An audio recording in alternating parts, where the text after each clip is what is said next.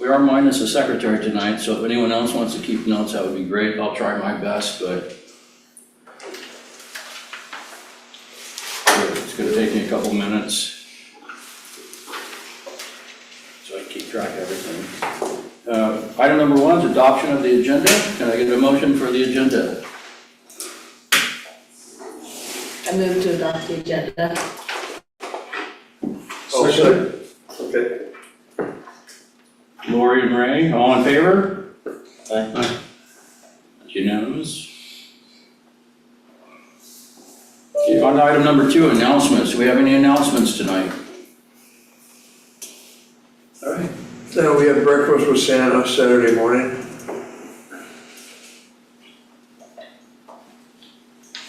Board members are encouraged to participate and help. And do we have the time, what time that starts? Pretty sure it's 9 o'clock. It's 9 to 11. 8:30, they ask the volunteer. Yeah, 8:30 but open to the public at 9. 9 a.m., perfect. Thank you very much, Tom. Anyone else? All right, hearing none, we'll move on to property owner comments. Do we have any property owner comments tonight? Please keep in mind, yeah, you know it, yeah, 3 minutes, yeah, and state your name and Sure, Greg Ramseth, Topper Drive. I'm sorry, I'm gonna actually have to write that down. Sure, Greg Ramseth, R-A-M-S-E-T-H. And was Topper Drive? Topper Drive, yeah. So first, thanks to maintenance for coordinating and supporting the annual street sweeping. It not only cuts down on the water-soaked cedar flags lining our wheel wells and leaving pools of water on our garage floors, but also, and more importantly, sweeping makes our roads safer. You can actually see the lines again. So here's the ask. Might SVCA consider cleaning and repainting the shoulder as well as the center lines in the coming year? As we're navigating the curves and hills during this, the darkest time of the year, having brightly painted reflective lines seems like a simple solution to making our roads safer. Plus, you and I know Sun Valley is a walking community, especially our dedicated dog owners with their flashing lights.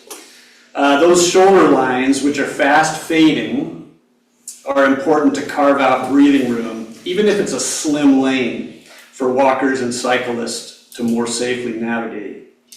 Also, our children who ride the bus at this time of year often walk our roads at dusk. They will also benefit. Thanks to all of you for your volunteer service and to the new board members for stepping forward. And welcome back, Joanne, Jensen. Appreciate this time for public comment. Did you send an email to the board or to us about the street cleaning? No. You did not. Well, we did get one as well that everybody's very happy about the sweeping that went on. Yeah. So thank you very much for your time. I certainly appreciate it. Thank you. Any other comments? Spencer, anyone online? There's none. All right. All right, moving on to item number 4. We have our board orientation presentation tonight. Richard, you'll take over. Sure. Good evening, everybody. My name is Richard Davis. I'm one of the principal attorneys at CSD Attorneys at Law in Bellingham. I've seen many of you before, some I have not. I have been general counsel to Sun Valley for, I don't know what year, probably remembers the year.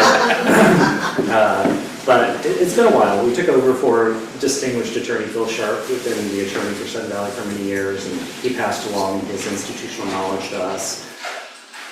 We have a couple other lawyers in my firm that represent Sun Valley from time to time, depending on what issues need to be handled, like foreclosures, for that kind of thing. Aaron Haynes in my office is kind of primary for that. Litigation matters, we use another attorney in my office, but I'm the primary counsel.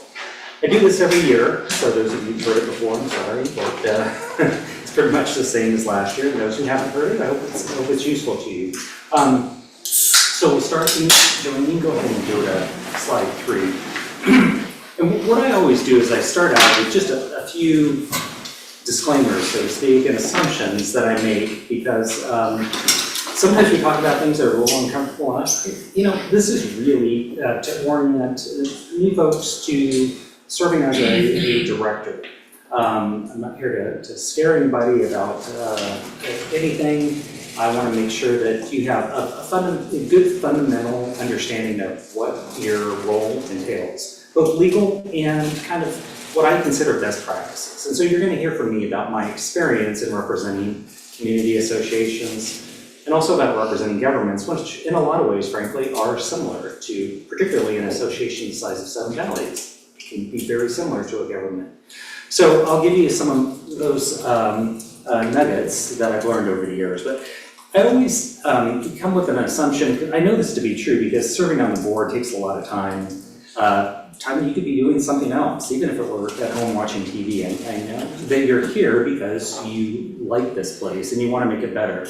So, I mean, that's an assumption I think is fair to make. Everybody's here to make a better place to live.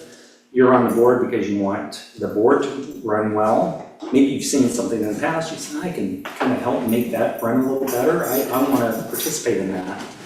Staff is also interested in the same things that you're interested in as directors. I mean, they want this to be a nice place to work. They want to serve your members well and have everybody, be satisfied with their living here at Sun Valley. I also assume there's always room for improvement. Even if you've been a board member for a long time, there's probably something you can learn, something you can acquire some skill or knowledge to help improve the board. Being a board member, I've done it myself before. I was a lawyer for many years before I served on a board, and then I served on a board and I realized, it's not really intuitive, even though I've been advising commissions, boards, and that kind of thing for years. Sitting on the board is just, there was no manual that I had to read. It's not an intuitive process. So something like this can kind of give you a few pieces of information to help your service as a director. Now that you're a director, you're leaders in the community, and that means that people are looking to you. And so they'll be watching what you say at board meetings, they'll be watching what you do, and so recognize that you're a leader. Okay, next slide. Some procedural considerations I make is that the goal here is to increase the working knowledge of basic principles of serving as a director. This isn't about anything I say here is not about any particular director or anything that may have happened in the past. That's not the point of this. It's just a general discussion. Okay, next slide. So what I'm going to do first is I'm going to start out, and you can go on to one more. I'm going to just talk about the legal principles and concepts that relate to Sun Valley. I'm going to start out by mentioning two laws that apply. There's also a third that's not on this slide, but I will be talking about. So first and foremost, Sun Valley is a homeowners association.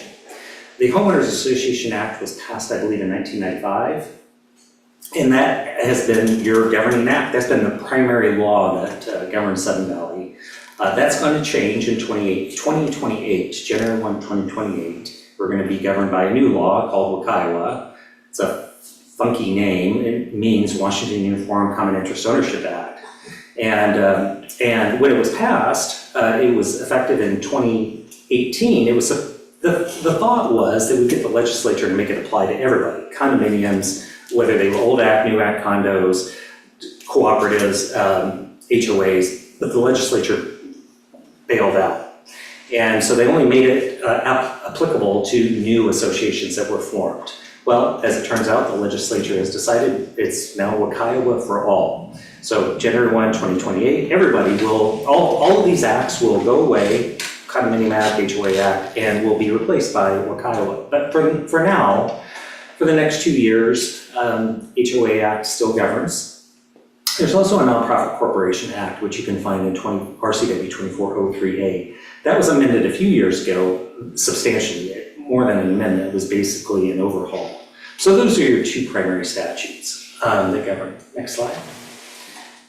In addition, as I mentioned, WCIWA will apply, but in totality in January 2028. But in the meantime, you have some, it's being titrated out in a sense. So there are changes that have that will take effect January 1 of next year, so in less than a month. And those involve changes, everything from board meetings notice requirements, heat pumps, electric vehicle charging stations are covered, and a variety of other things. Not a whole lot of stuff, but those will take effect next year. There's already 2 provisions that already do apply, and they've applied for a number of years now, and that is your budget and assessments. And you can thank the Sudden Valley for eventually having this provision in Kiowa apply early to HOAs, because there was litigation that we had here at Sudden Valley. Essentially what the provisions in Kiowa say is that you have to pass a budget each year, and when you pass that budget, it has to identify the assessments within that budget. So when the membership votes on the budget, they're voting on the assessments in the same vote. There's no 2 votes. You can't have, if you look at your bylaws, there's actually a provision that is no longer enforceable, and that talks about a second vote on the assessments. And it's actually very easy to pass a budget and assessments because more than 50% of the members who are at a meeting have to vote it down. Otherwise, it's adopted.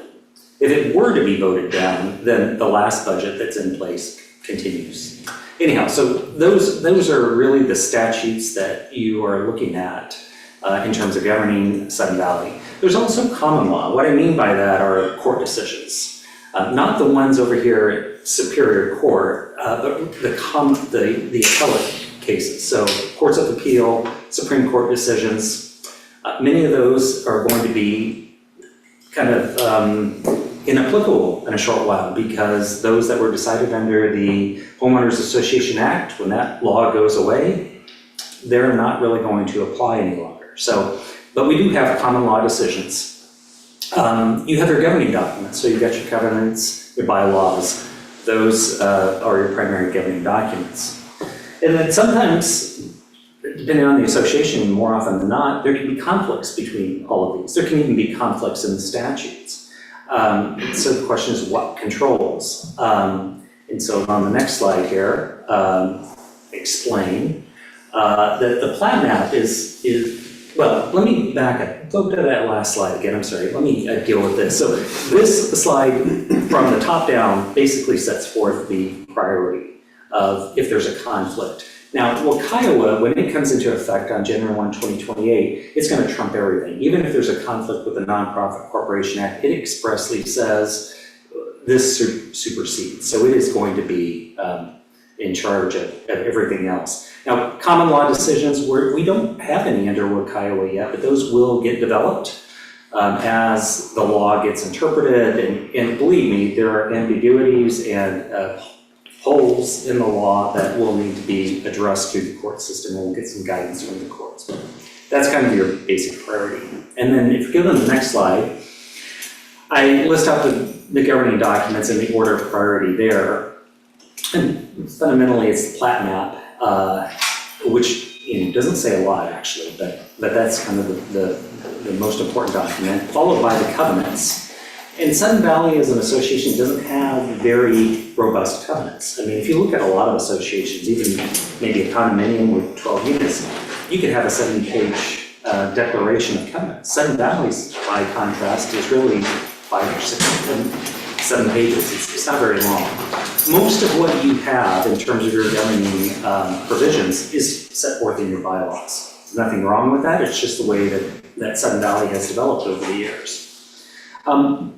There's also a thing called Articles of Incorporation, and that was the document that was originally filed with the Secretary of State that set up Sudden Valley Community Association as a nonprofit corporation.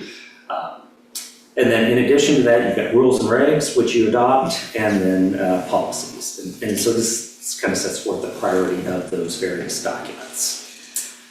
Okay, let's go to committees. So Sudden Valley has a number of committees. There are both standing committees and ad hoc committees. And there's variants on those that I'll talk about in a moment. But the standing committees are the ones that are identified in your bylaws. Those are the permanent committees. ACC, nominations and elections, finance, executive, appeals, document review, long-range planning. And so the terms and conditions associated with each of those committees is set forth directly in the bylaws. In addition, next page, or next slide. Well, let me deal with the standing committees first, and then I'll talk about ad hoc. So there are three, now that what Kiowa has taken, or will be taking effect in part, I would categorize committees as one of three types. The first type is a committee that performs a task or tasks that are otherwise reserved to the full board. So this means that the board has pretty much the ultimate authority over the association, but occasionally it'll delegate authority. So the appeals committee is essentially a committee that exercises some authority that has been delegated to it. NME is the same way. Nominations and elections, they work on matters that, if they didn't exist, the board would handle. Well, Kiowa talks about those kinds of committees and says they have to be treated pretty much like a board. So in terms of notice to the members of those meetings, holding open meetings and so forth, the two are treated kind of the same. In addition to that kind of committee, you've got those that are just sort of advisory. They do their own work, they may consult with members or outsiders, and then they come back to the board and they make recommendations. So document review committee is a good example of that. Then there's a third committee, and Sudden Valley has one of these, which is the Architectural Control Committee. Now, if you look at your covenants, you'll see that the ACC was formed by the covenants. It derives its authority from the covenants. The duties that it does of reviewing and approving building permits was never given to the board. It was given to the ACC from inception. And so that is a third type of committee. Now, it doesn't have, under Kiowa, the same restrictions that the first one does. The first one being the one that exercises board authority. But, as we'll talk about later, your bylaws, in a lot of ways, make it very similar to a board, to the board in terms of notification, open meetings and such. The board ultimately is responsible for the committees in one way or another and the work that they do. Even the ACC, in a sense, it's responsible for. And there have been times where, we have recommended to the board that the board provide some direction to the ACC for one reason or another. So the board ultimately is responsible by statute for the affairs of the corporation. Okay, rules are often adopted for each of these committees. Those rules are subject to approval of the board, and that's the other way the board exercises some authority over committees. Okay, next slide. We have ad hoc committees, which are those that you establish from time to time for a specific purpose. For instance, you could establish a Kiowa committee. That would be fun to be on. Or maybe your document review committee already handles that aspect of it. But it's essentially, we need a committee to do a certain thing, and that'll happen from time to time. My advice is always, for the board to maintain control over that type of committee, and by doing what I suggest doing, I think you do this regularly, is you create a charter, and the charter tells the committee, here's what your roles and responsibilities are, here's how the committee's going to be comprised, here's what we want from you, whether it's a deliverable or we want you to just come in and make your recommendation verbally or what have you. And then, of course, reserve the right to say, well, if you don't act in the way that we want, if you're not, if the committee kind of goes rogue, reserve the right, of course, to just disband it, and because it's not working the way the board wants. So those are the two main types of committee, again, standing and ad hoc committees. Okay, then we'll talk a little bit about the board. You can go down 2 slides. And I'll talk about the role of being the director on a board of a nonprofit corporation. First of all, as I said before, you are perceived to be the leaders of the association. The members of Sudden Valley will look up to you. And this is a volunteer gig, and over the years I've seen this with a number of associations where the members don't appreciate. Some of them do, of course, but a lot of members don't appreciate the effort and that is put into this role. And you can be subject to criticism far more than you can be subject to accolades for the good work that you do, and that's just the nature of the job. But don't let that deter you, because it is, it's important. I mean, if we didn't have good people serving as directors, as I talk about later with culture and political capital, you would not have good culture or a political bank account where you could get things done. It is very important to have a good board. So one of the roles that you need to focus on, even though you don't have to necessarily talk about it all the time, but just be mindful of establishing a culture where you can trust your fellow directors. You don't have this element of, well, if I say something in executive session, I'm fearful that somebody might leak that to the membership, right? An executive session is supposed to be confidential. So you have a culture of trust and respect amongst the directors. And if you can do that, you'll be very successful and you can get a lot done. Okay, let me talk about, now that you're a director, what's your standard of care? And by the way, you can be sued as a director. I mean, well, that's one of the downsides to this is, and this never happened. It rarely happens, so I don't want to scare anybody. But you can be sued for bad decisions. And you have a standard of care that you have to exercise as a director. And I've got a bunch of stuff on this slide here, but essentially you need to exercise the degree of care and loyalty required of an officer or a director of a nonprofit corporation. Well, that's kind of circular. What does that mean? It means you've got a fiduciary duty, number one, which you've got to act in good faith. So if you have a conflict of interest of any kind, if you're personally interested in a decision, disclose that to the group, and maybe you recuse yourself from the discussion. You act like an ordinarily prudent person would if they were sitting in your shoes. And so that means you need to be apprised of the motion or the matter that's going to come up for a vote, be relatively confident that you have enough information to make a good informed decision, and then act on it. And your decisions need to be in the best interest of the entire association. And here's where your role differs a bit from a politician. Because politicians are oftentimes elected by a section of, if there's a commissioner of district or fourth district commissioner or something like that, they may think that, well, I represent that segment of the agency. Whereas as a director of an association, you represent the entire association. You may have had some folks in the community who supported you, but you're not beholden to them. You really do have a legal obligation to represent the entire community. Okay, next slide. This is a recent duty that was added to the statute, and when the Nonprofit Corporation Act was amended, and that is a duty of disclosure, which says that if you have information that's material to discharge of the board's functions, or that could cause liability to the association, and your fellow board members might not be aware of that, we have a duty to disclose that so that the board can take that issue up and decide what the best course of action may be. All right, next slide. So not everybody's an expert in every area. You are going to be dealing at times with things like, well, should we tear down a barn and rebuild it? What should we do in terms of this threat of litigation that we have? And other things where you need to rely upon people who have the expertise in those areas. And you're entitled to do that. You're not expected by the law to be an expert in every area.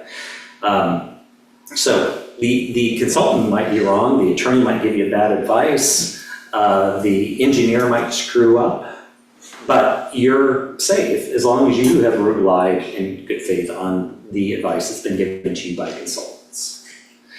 Okay, so let me just summarize this. Act like a reasonably prudent person would if they were in your shoes. Retain outside consultants when necessary because the issue is in need of expertise. If you know of something that could bring liability to the association, make sure to disclose it to the board. You can do that in executive session. It involves threat of litigation. And understand the risks and the issues that are coming to you for a vote. Those are your duties in a nutshell. Next slide. Okay, board meetings. Board meetings are for your business, and to get things done. I know you've got a lengthy agenda tonight, for instance, and every time I tune in to a Sun Valley meeting, I know you've got a lot of decisions that you have to make. And so having a well-run meeting is important to be able to efficiently move through your agenda and give direction to the general manager when you need to and make decisions. So minimum requirements for a board meeting is you have to have a quorum, majority of the directors.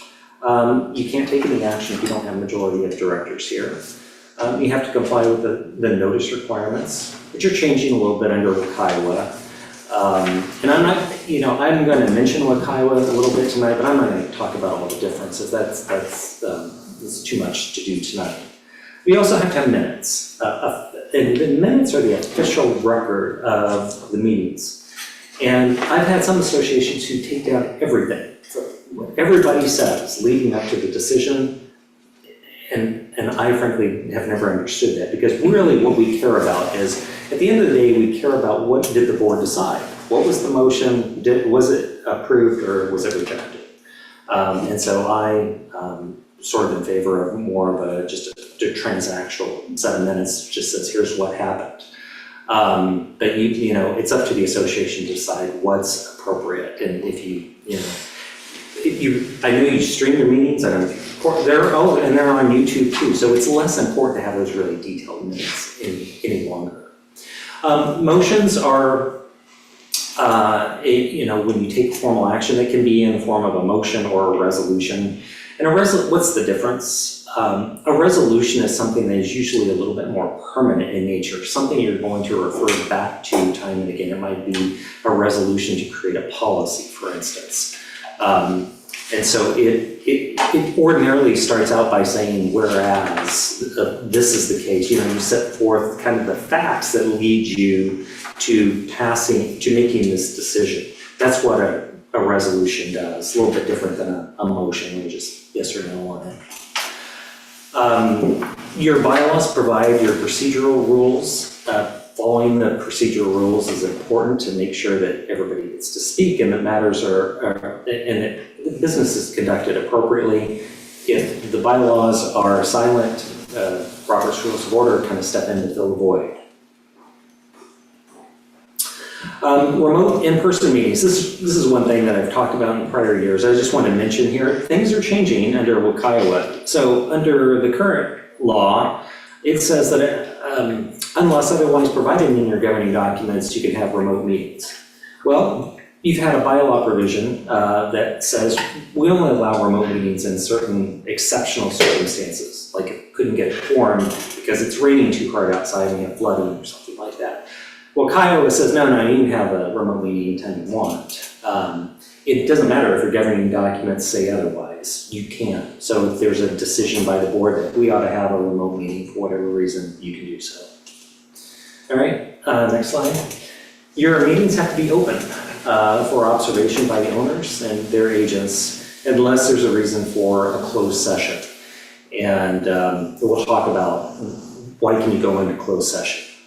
All ACC meetings are also open, but that's not because Kiowa requires it. Remember, the ACC is not a committee that's exercising board authority. It's a standalone committee, and it does not, by law, it doesn't have to be open, but your bylaws say that those meetings will be open.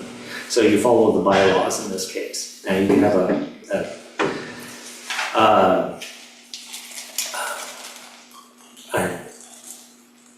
again, minutes need to be kept at those meetings, and my suggestion, this is a little bit of a debate between a community and association attorneys is, well, what happens, let's say the board exchanges emails, or board members exchange emails between meetings about association business. Is that a violation? Is that going to be a violation of the Kiowa? We have a thing that a law that applies to public agencies called the Open Public Meetings Act. And it's long been considered that if a quorum of the board discuss matters outside of an open meeting, whether they do that through text, email, or telephone or whatever, that's probably a meeting and it would have to be properly noticed to the public and all that. Well, Kiowa doesn't go that far, and I say that just because I do think it's a best practice not to have discussions offline, and I would encourage you not to do that because I think that it erodes trust that the membership has.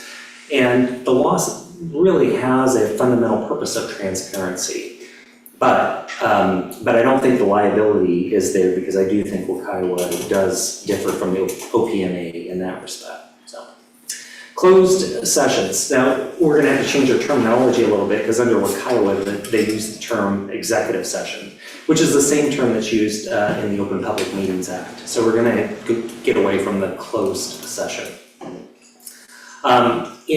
Currently, you need a majority vote to go into closed session. Well, Kiowa doesn't require that. That provision is just not there. So it could just be an agenda item, and once the agenda is approved, I guess that's actually sort of approving the executive session in that way, but it doesn't require that. You have to go into executive session only if there is an authorized purpose, which I'll talk about on another slide. Some of the best practices for executive sessions are you keep what you hear there confidential. You're in executive session for a reason. It's not meant for the open part of the meeting.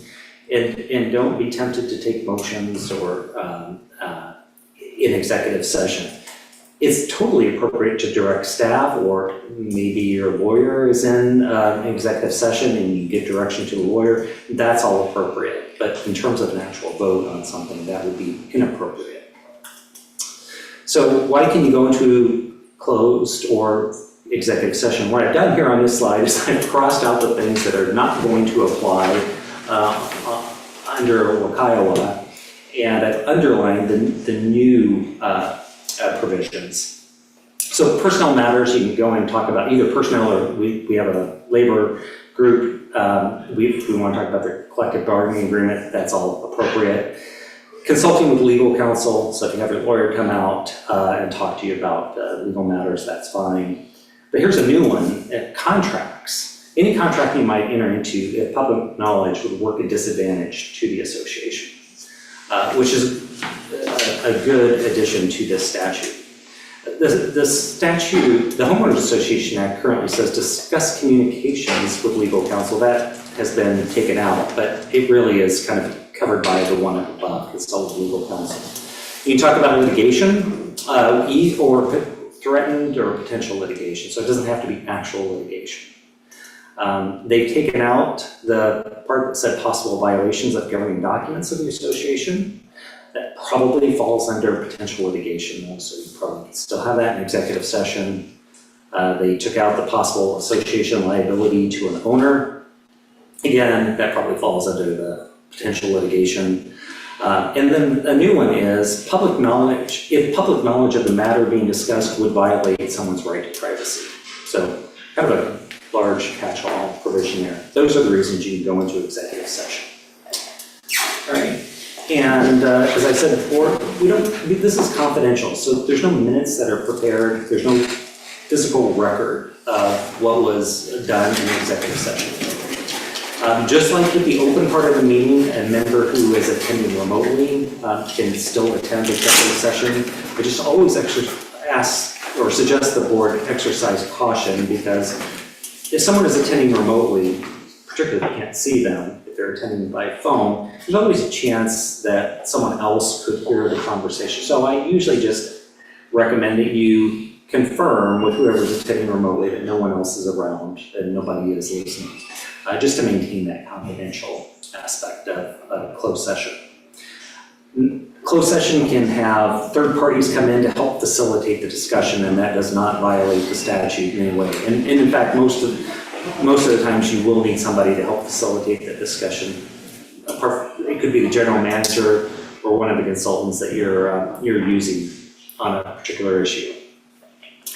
And again, I'll just emphasize, whatever you learn in executive session, it's confidential, and so keep it to yourself. Don't tell your wife or your pals or anybody. Just keep it to yourself. That's one of the burdens of being a board member and having access to confidential information. You have to maintain it. Next slide. And so that's just re-emphasizing that again. All right, we can move on from that.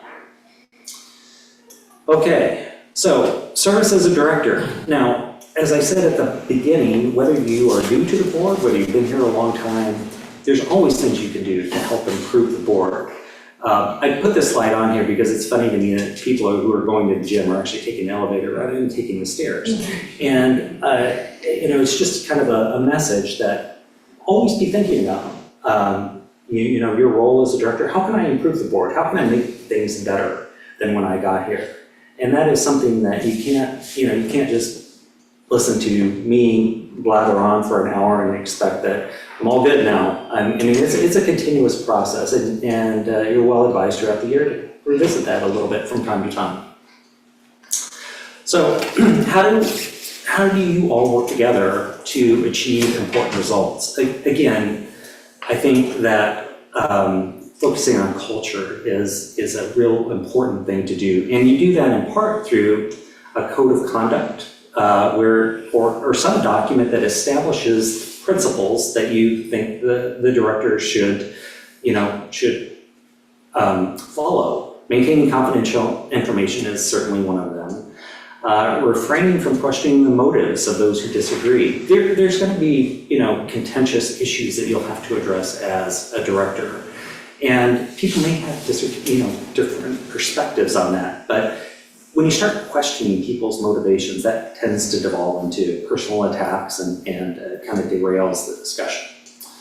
Another important aspect of culture is coming to the meeting prepared. If there's a board packet that's given to you in advance and there's things that you need to read to be prepared to launch into the discussion so that you don't have to be the one director that has to be educated and hold up the vote on the matter, that's not good. So come to the meeting prepared. Show respect for other board members, even when you disagree with them. That's one of the things is take the high road and show respect. And then I always, and this is true for Sudden Valley because I know there's a robust social media presence in this community.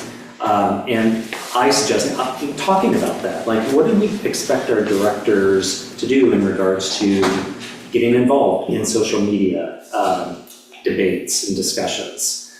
Is that something that we want to encourage or discourage? And so I just recommend talking about these kinds of things. It's always been and if you've been here and heard me talk before, I think it's kind of it's not a productive thing to do is to get involved with social media debates online. It harms the board, I think, in a lot of ways when you're a board member. So we'll talk about that a little bit more downstream here. So what happens when the culture breaks down? Well, first of all, we benefit a lot from that because we start getting phone calls to help out, and that's not a good thing. We don't actually want to be engaged for those reasons. We want to help the association accomplish what it needs to accomplish. The community suffers because the board isn't getting things done like it ought to get done. Rather than making decisions, and you've seen this at the federal level. There's been a real hampering of progress. Legislation has been hard to pass. It's dysfunctional right now, and so you don't want your board to turn into something like that. You also have difficulty in recruiting good board members. Who wants to spend their volunteer time on a board that is, making personal attacks, and it's just not a pleasant place to be part of. And then it trickles down, and believe me, it does trickle down to staff, and you'll have trouble recruiting staff. Your staff will have kind of morale issues. And I always tell the story, because it's personal to me, about our firm many, many years ago, but we called in a consultant because our staff was being difficult to work with. We have legal assistants. In the old days, you called them secretaries, but you give your secretary or legal assistant some work, and we get the eye roll or the heavy sigh.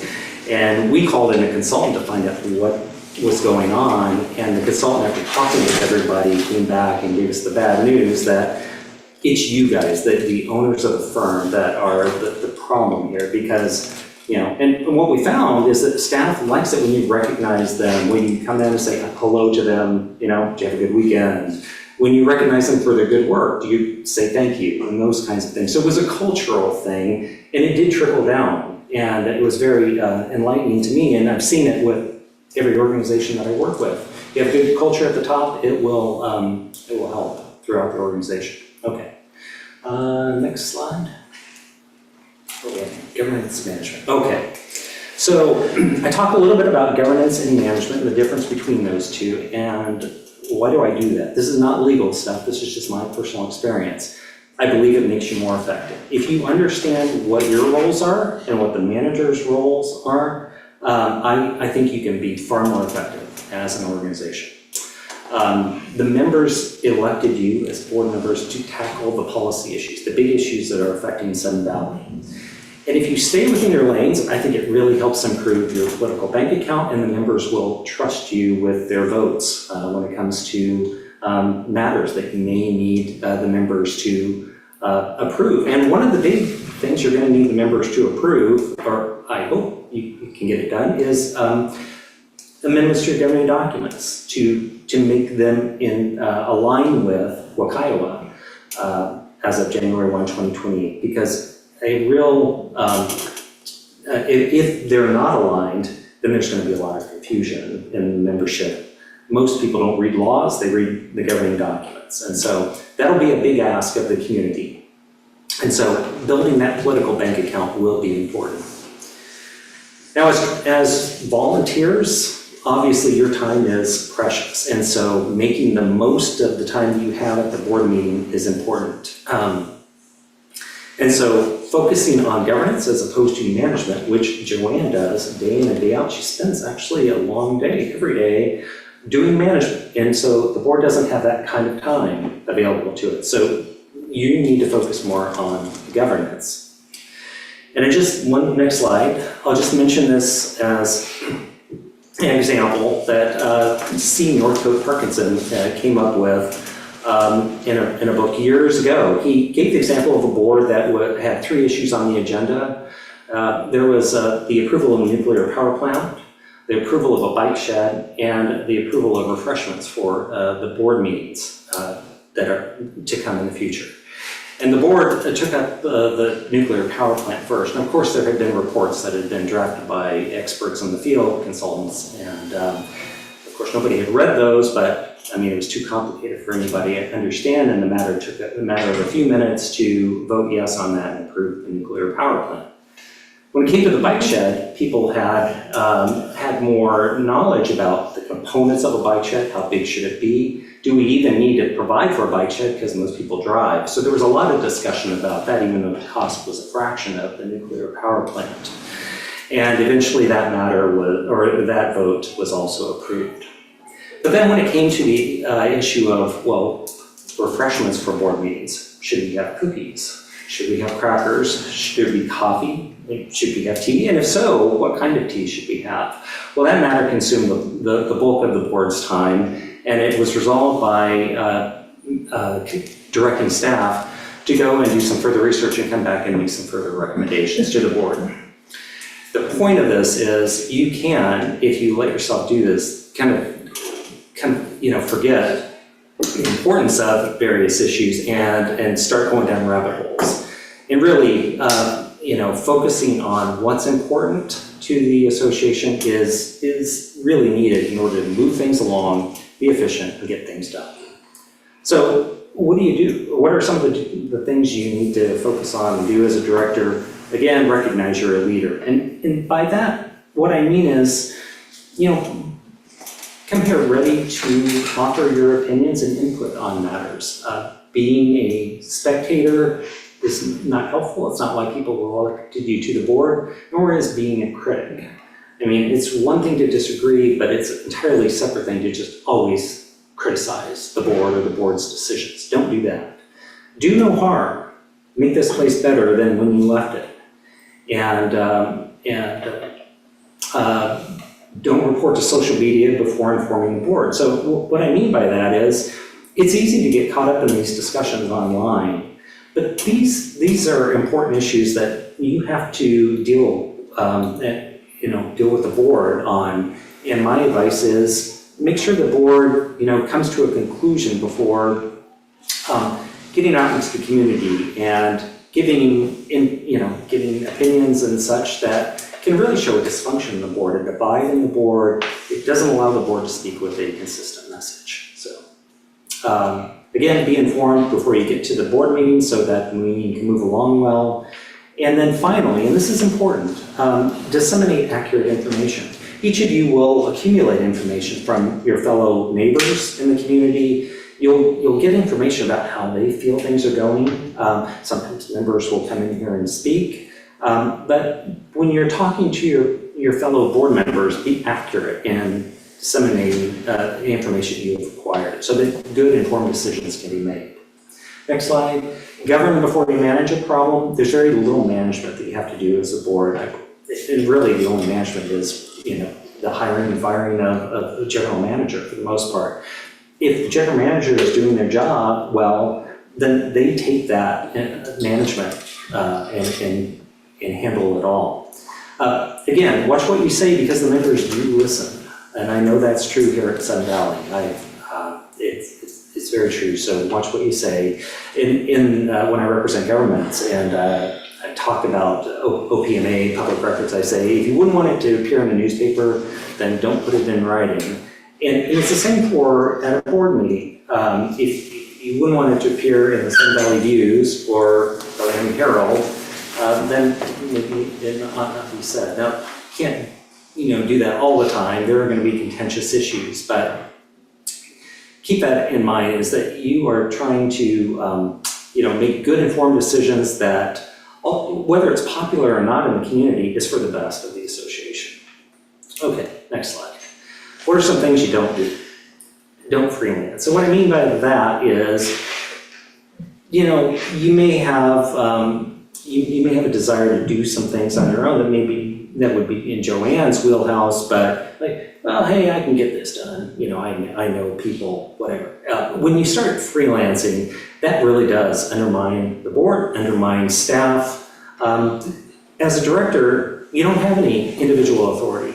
So if you want to be able to do something on behalf of the association, get the delegation from the board that you can do it. Otherwise, it's really not appropriate or within your, really it's not something you should be doing. Don't meet offline and make decisions. Again, I think this is a best practice. Maybe it's not covered entirely by Kiowa, but I don't think it's a good practice to meet offline. I think that the underlying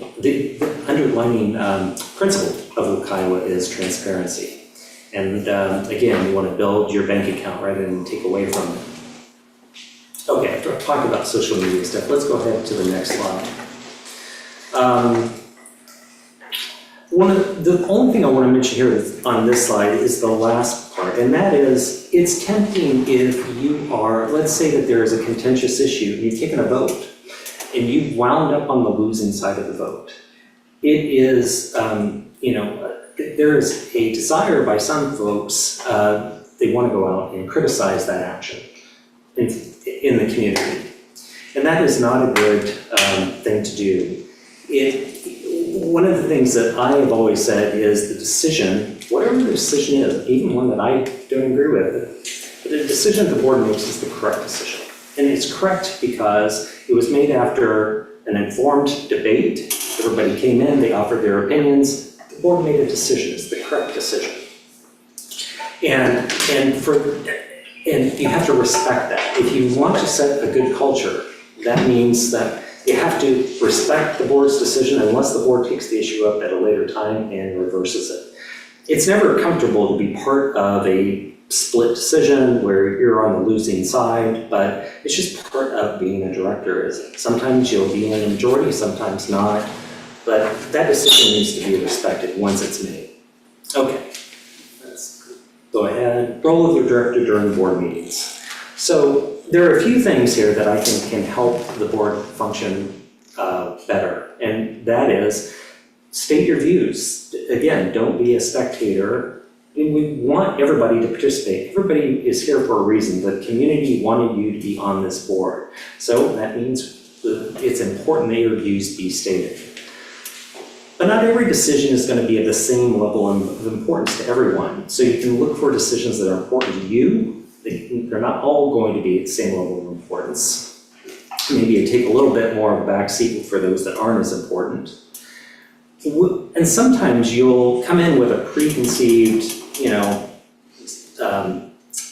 conclusion, or you think you're going to vote a certain way. The discussion proceeds, and you're convinced by the others that, I think they're right. I think that's the better approach. It's always good if you can let people know that you compromised or that you trusted their judgment. There's kind of a synergy that develops from that, and a real glue that holds the board together when they realize that you're in this together, and you're willing to compromise. You're not just positional. Respect and support the decisions of the board, as I said. Once the debate is over and the decision's done, it deserves your support. Okay, next slide. So the role of the president. The president has an important role at the board meetings because he's trying to draw out everybody's opinion and reach a consensus. It is always much better when you can reach a consensus rather than these split votes. That does require, being methodical and making sure that even the folks that are a little bit more shy, maybe, have their opportunity to speak and aren't just shut out by the folks who are more inclined to talk more often. The president realizes that there's going to be conflict, but if it gets out of hand, in other words, if there are personal attacks that are made, the president's going to need to step in order to get the discussion back on track. This is about discussing issues, not about attacking others who may be on the board. Okay. Board interactions with staff. As I said before, an individual director's authority is non-existent. Your power comes from acting together as a body. So you don't have, in the old days, a director might walk into the administrative office and start giving start barking directions to staff members. And of course, staff is confused by that. They're like, well, it's a board member, I probably got to do it, right? And that's not effective. And the director does not have authority to do that. So if action needs to happen, if staff needs to do something, it needs to be brought to the attention of the president, who then coordinates with the general manager to have that handled by staff. But there is no authority that a director has on their own unless they've been delegated that by the board. So, chain of command, just kind of alluded to that. The board employs the general manager and the direction flows downhill. I recommend that all direction flow through the president, so that because the president is the one who's talking most often with the general manager and knows what's important, what isn't important. It's important not to circumvent that chain of command, because as the general manager, you want to please everybody on the board. That is one of the roles here, is you're serving the board, but it can kind of get out of hand if direction starts coming from individual board members. So mind the chain of command. And occasionally you'll have a need where, as a director, where you need some information in order to make an informed decision. The information wasn't contained in the board packet. Don't go directly to Joanne, go through the president, have that information gathered, and then distributed to everybody so that everybody is operating at the same level of information. Okay, general manager. Primary roles and expectations of the GM is to, first of all, manage the employees and to carry out the business of the board. And your general manager's primary interface with your consultants that you've hired, such as us, the lawyers for the association. You expect your general manager to be an honest broker of information. There's good things that are going to be communicated to you. There's bad things. There's sometimes be mistakes. And it's important that you have a general manager who gives you the straight unfiltered story so that you can make informed decisions. You do rely upon your general manager to make recommendations to you. Those recommendations will always be accepted. I say that a good quality of the general manager is to be able to offer their opinion and march off smartly if that recommendation is not adopted.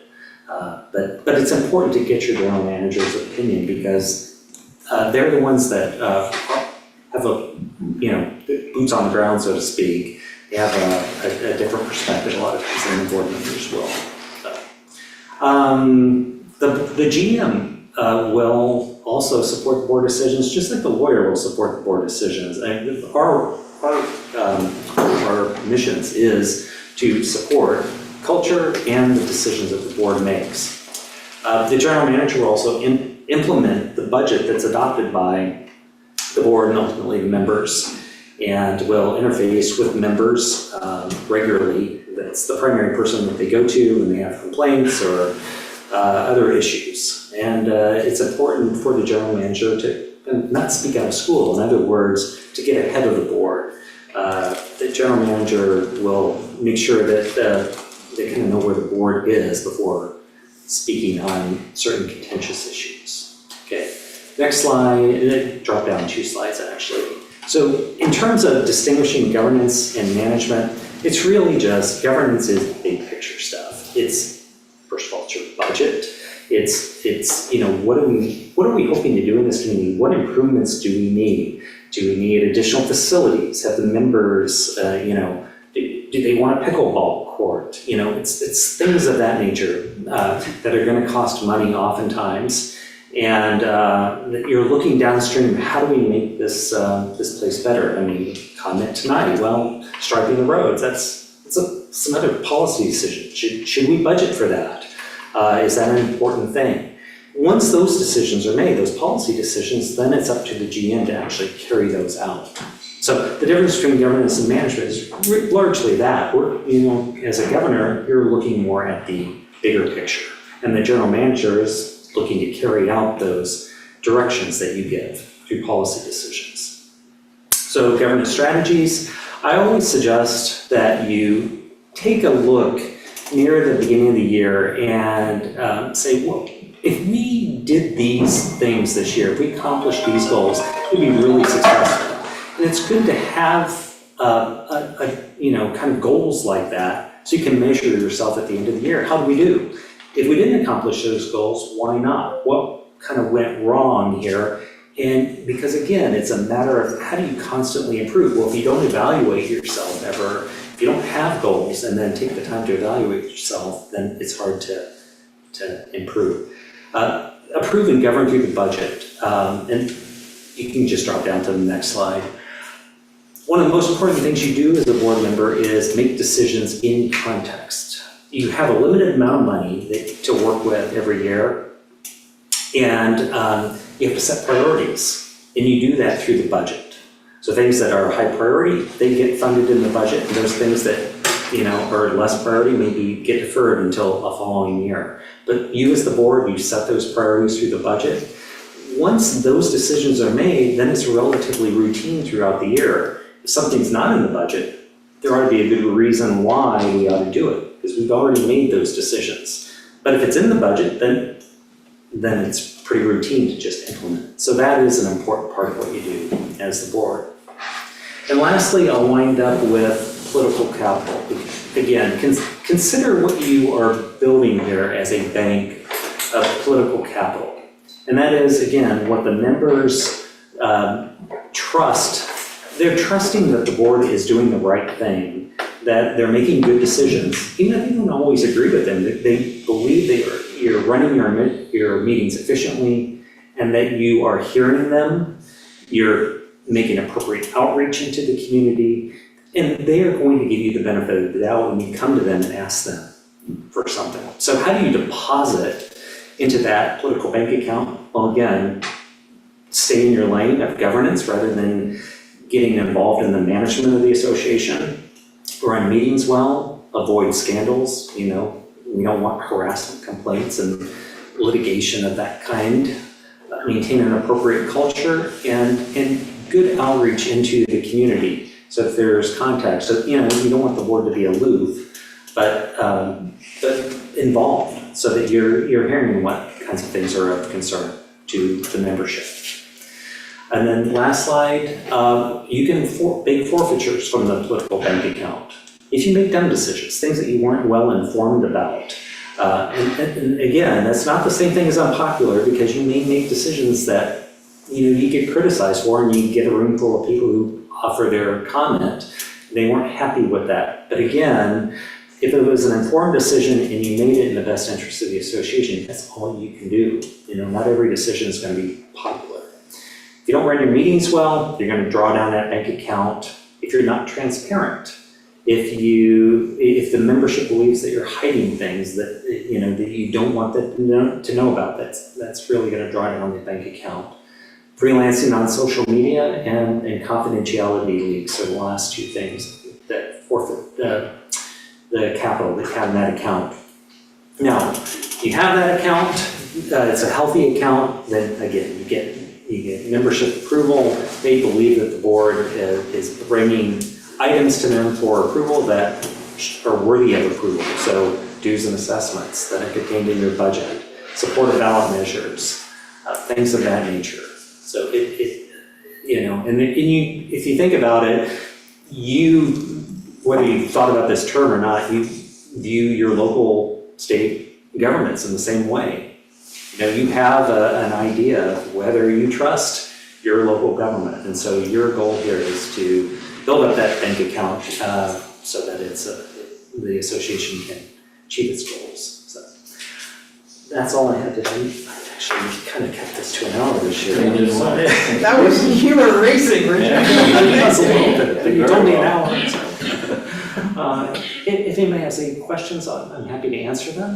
Otherwise, yeah. Great. You mentioned that, with Sudden Valley, the committees that we have, they all get videotaped, but that's not Wakaya, or that's just Sudden Valley? That's Sudden Valley. That's Sudden Yeah, Valley. you don't have to videotape committee meetings, nor do you have to videotape your board meetings. But it does add to the transparency, because anybody who wants to see those meetings can then view them. So I like that. You do that. If along that same thing, if you have a committee and then have a subcommittee to discuss, focus on something, does the subcommittee with Sudden Valley's rules, are they supposed to be videotaped also? Well, I don't think you have a rule. Joanne, I'm sorry, did you have a rule that requires videotaping? Or is No, it we just have a practice. A practice. Yeah, nothing requires, that I'm aware of, requires meetings to be videotaped. It's just been kind of the past practice. Okay.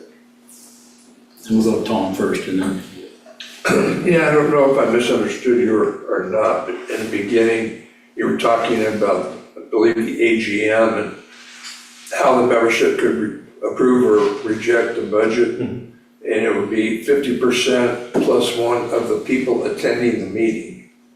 No, I misspoke in that case. It's all owners in the association. Thank you for clarifying that. No, it's a huge lift to reject the budget, particularly in an association this size. Yeah, I'm sorry.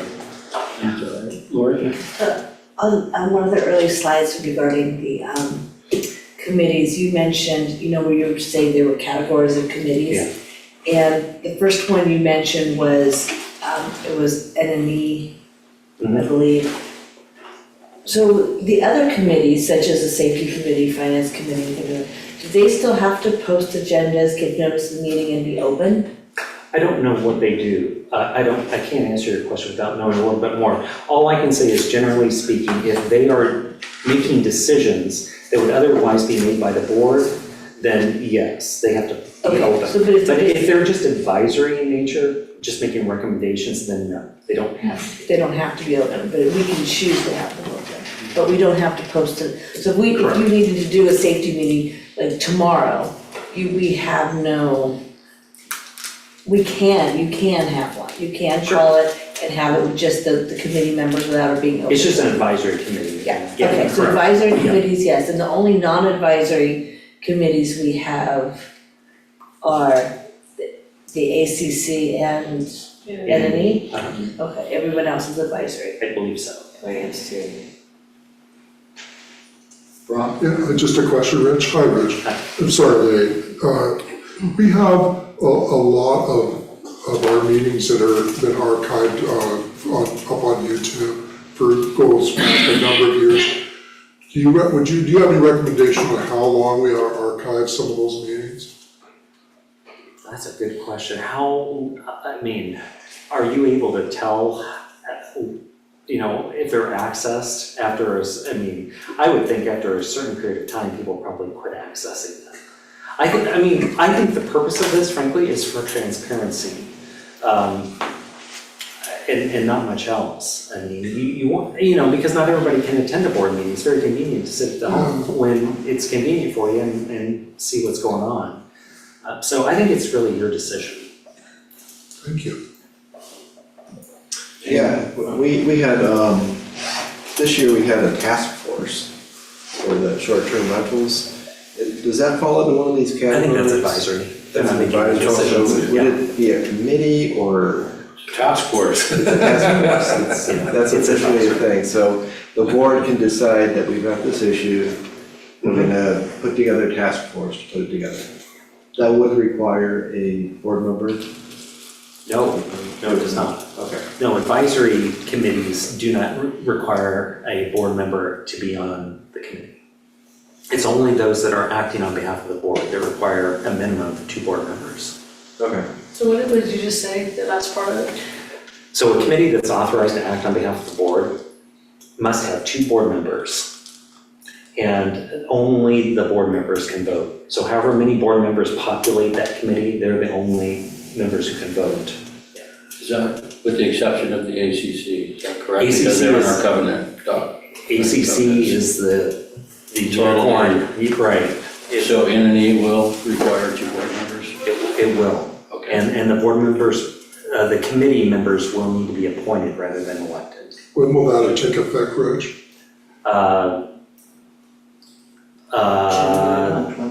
That's 2026. That's January 1, 2026. That's Gene? So next month. in the bylaws, it says a finance committee must have at least 2 board members and at least 2 non-board members. So is that true now? I mean, does that? It didn't change because finance doesn't make any decisions, do they? No. No, well, there's a long list of things that they're supposed to, no, they don't make any Yeah, decisions. they're advisory, you can They're comprise it however you want to. So it doesn't have to have board members on it. No, it doesn't. So currently our bylaws. Unless your bylaws say. Yeah, our But our bylaws bylaws, say so it says at least two Yeah. board members and at least non-members, so at least means we can have 3 board members if we wanted on it, right? You have to comply with whatever the bylaws. Yeah, That's the- just LRPC is the only one that can only have 2 board members max on there. Right.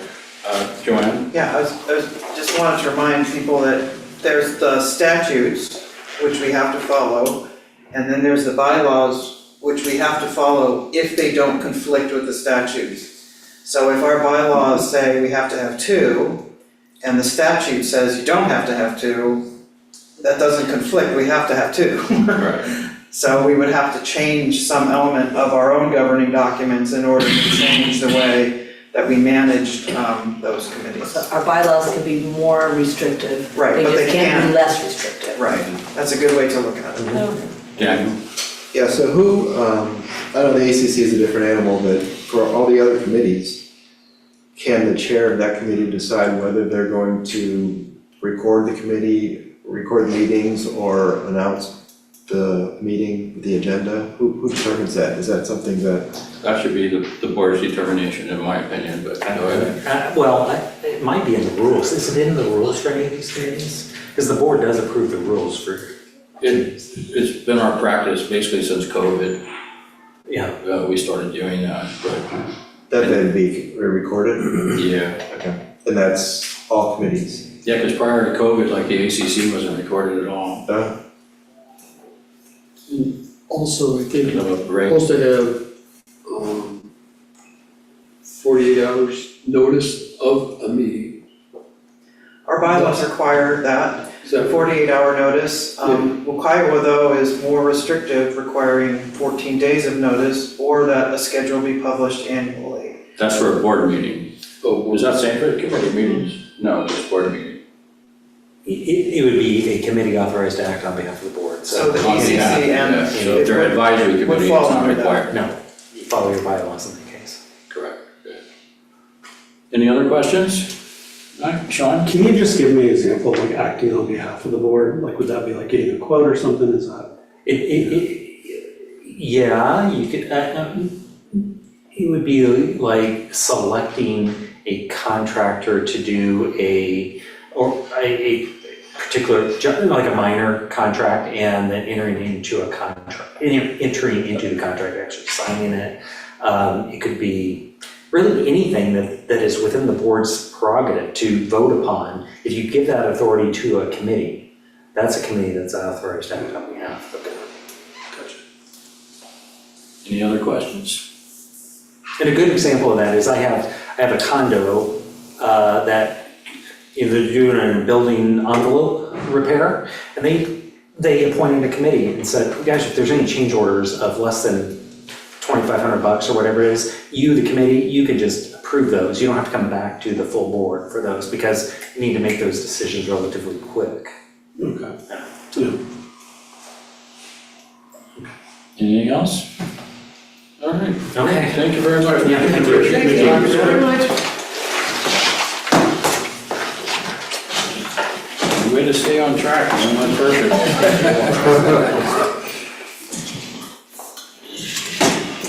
And then I have some questions I'll be shooting up. Okay.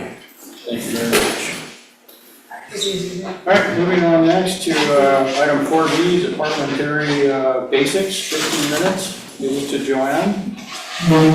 And if you stand up, all right.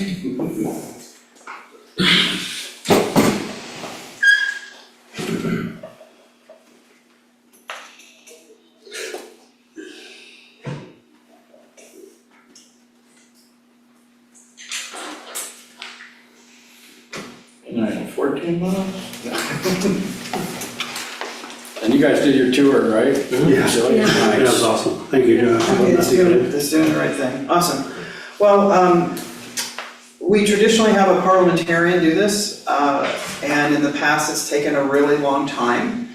So this year, we're trying a new approach, and I would be very appreciative of board directors' feedback regarding the efficacy of our new approach. So what I'm gonna do is quickly go through some basics. I like it already. And then I have provided you with extensive handouts that you can look at to answer specific questions. And I've included links to some online videos. None of them are more than 20 minutes. Most of them are much less than 20 minutes. And I think seeing those examples is super helpful. Okay, so let's, without further ado, dive in here. So the first question you have to answer when talking about parliamentary procedure is, why do we use it at all? Right, because a lot of people are super confused by it. And basically, the procedures are simple. It's based on common sense and politeness, but what gets people confused is there's these special words, right? And concepts that get bandied about, and if you don't know what they mean, then you start to get lost. So the focus of this presentation will be, what are those basic terms? And then you can go off and learn as much as you like about the ins and outs of them. Did you hand these out to people tonight? It's in that stack. It is, okay, so. Okay, so you can look at it at home, and study it deeply. There won't be any quizzes, but you can amaze your family. Nighttime reading.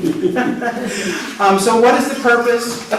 The purpose of the parliamentary procedure, and this is important because if it fails to do these things, we're not using it correctly, right? Just like Richard was saying, if you don't have goals, you can't evaluate your performance. It's the same thing, right? So the parliamentary procedure is meant to enable us to do business quickly and efficiently. At the same time, we have to protect the rights of every person on the board who's participating. Everybody has a right to be heard, whether they're in the majority or the minority. And also, we have to somehow discuss contentious topics without getting angry, right? And so these rules try and do that. They try and neutralize the personal and give us these sort of third-party rules as an imposition. They're imposed on us to help us maintain that neutrality. There's a lot of words here, but there's only 6 rules, okay? The first rule is that you can only talk about one subject at a time, right? Super important. Rule number 2, you can't make a negative motion. For example, you shouldn't say, we should never do this. Instead, you should say, we should always do that. Okay, so no negative motions, they get super confusing. Rule number 3, one person talks at a time. And they suggest that the person who's in favor of something be the last person to talk, so that way they can address all the concerns that people bring up along the way without having to go back and forth. Now, we do that a lot here, right? A lot of times I'll read something and then everybody has a question. Well, what if I waited to the end and answered them all, right? So that was an improvement that once I started learning about the parliamentary procedure, I realized I could improve in that way. Rule number 4, everyone has equal rights. Each speaker has to be recognized by the chair before they speak, and each speaker should make clear their intent by saying, I speak for or against the motion. Or perhaps you're undecided, but you have a point of view about a part of it, okay? Super helpful if we all characterize what we said that way. The next rule is that every item that you present for consideration is entitled to a full and free debate. Everyone talks one time until everybody's gone, and then sometimes you can go and have an extra opportunity to speak if you really need it. The last rule is also something that Richard has emphasized, which is the rights of the minority are protected. Everybody has a voice, but it's the majority that makes the decision. And we have to agree with that or it doesn't work. So those are the 6 basic rules. If we take those to heart, we're well on the way. Now, I've said that one of the basic rules is you can't, one person talks at a time, but there are times when you need to interrupt somebody. And so these are the situations. If you want to get information about the rules, how we're handling the business, you can ask point of information. Should a parliamentary inquiry, should we even be talking about this right now, for example? Or wait a minute, isn't that a violation of XYZ? Another reason to interrupt somebody would be if you can't hear them. Okay, or if the building is on fire, that would be a very good reason to interrupt. Yeah, really. If you see a breach of the rules and you're sure about that, you can raise what's called a point of order. And that's a good reason to interrupt. And you don't interrupt by saying, wait a minute, you're breaking the rules. Instead, you politely say, point of order. And that way people will, oh, I may have strayed from the path of righteousness here. If you disagree with the president, you can interrupt an appeal. And if you disagree with the call for unanimous consent, you can object. We do this almost every meeting. We say we have a consent agenda, right, for the minutes. Mm-hmm. If you have an objection, right, then we can talk about it. But if there are no objections, it's approved. That's, if you disagree with something in the minutes, that's why you have to interrupt. Okay, makes sense? Joanne, quick question. Do we, in other words, we don't vote on the consent agenda? I'm sorry, did the chair recognize you? Point of information. But my question is with consent agenda, we don't vote on the consent, is that correct? You're not calling for a vote, you're asking if anyone disagrees. Different. Thank you. Okay, so let's talk about our agenda, because these are all sort of nebulous concepts. So how do we apply it every time we meet? We have these same things, right? And we have published this on the website as a standard agenda for all of our meetings. And that allows us to comply with Kiowa's notice requirement for the year. Well, obviously, under each of these categories, we're going to be talking about different stuff every time, and that's okay. We'll post those agendas, we're going to aim for a week before. Okay, because it's really hard to get all the content together. But let's dive in now to the agenda. The call to order. This is a really important step, even though it seems dumb, because we have to start, right? It seems obvious. But the president calls a meeting to order, and that's a reminder to all of us that it's the president's job to run the meeting. We all have things we want to do and accomplish, but the president is in charge. Roll call. Why do we do this every single time? Because we have bylaws that state if a director doesn't make it to the meeting 3 consecutive times and is not excused, they can be automatically removed from the board. It's important for us to note in the minutes who has attended each meeting. We have an agenda, and there will be very detailed agendas that are made available to everybody in the community and to you directors as well. And if you wish to amend the agenda, you would need to make a motion to add something or to take something out. Those would be the different kinds of amendments we could make. You should do that before we make a motion to adopt it, but we have to consciously say, these are the things that we're going to talk about today. And then our obligation is to restrict ourselves to that list. Okay, that's how we try and keep the meetings under control. Here's that consent agenda again. The expectation is that directors will have reviewed all the items on the consent agenda in advance and be prepared to note any needed revisions. If you start trying to scan through it as we get to that, it's too late. Okay, so you really have to look at that in advance in order to be ready for that immediate request, which is, are there any objection? There's no discussion around that. And typically it's stuff that's not important. We're not going to put like a major funding proposal in a consent agenda necessarily. We do reports every month. They are typically included on the first meeting of the month, which is called our working session, which has fewer votes or decisions to make and more opportunity for discussion, so that's an appropriate placement. I know it's very tempting to come and say 3 sentences that you have in your head about your committee. It is much better to write it down. Next on the agenda is continuing business. Obviously, that's things that we've already talked about and now are bringing back for either further discussion or some change to the original decision. And then we go to new business, which are things that haven't been previously discussed. The last thing, adjournment of the meetings. We can do that via motion, or the chair can simply say, is there any more business? Seeing none, the meeting is adjourned. Okay, so that's how it works, very straightforwardly. Now, these next few slides, I'm not going to read every word on them, but they contain a lot of meaty information, okay?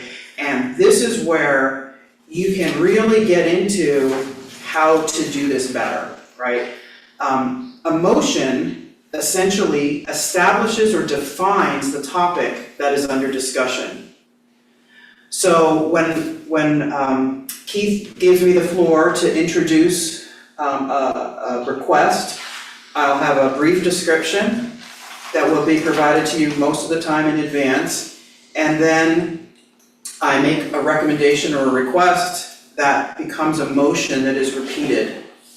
And that's the topic under discussion. Not whether we should be talking about it in the first place, not all the other things that might relate to it, but that specific motion. And if we're disciplined about that, I think we'll have more efficient meetings this year, for sure. It's important to know the exact wording of the motion.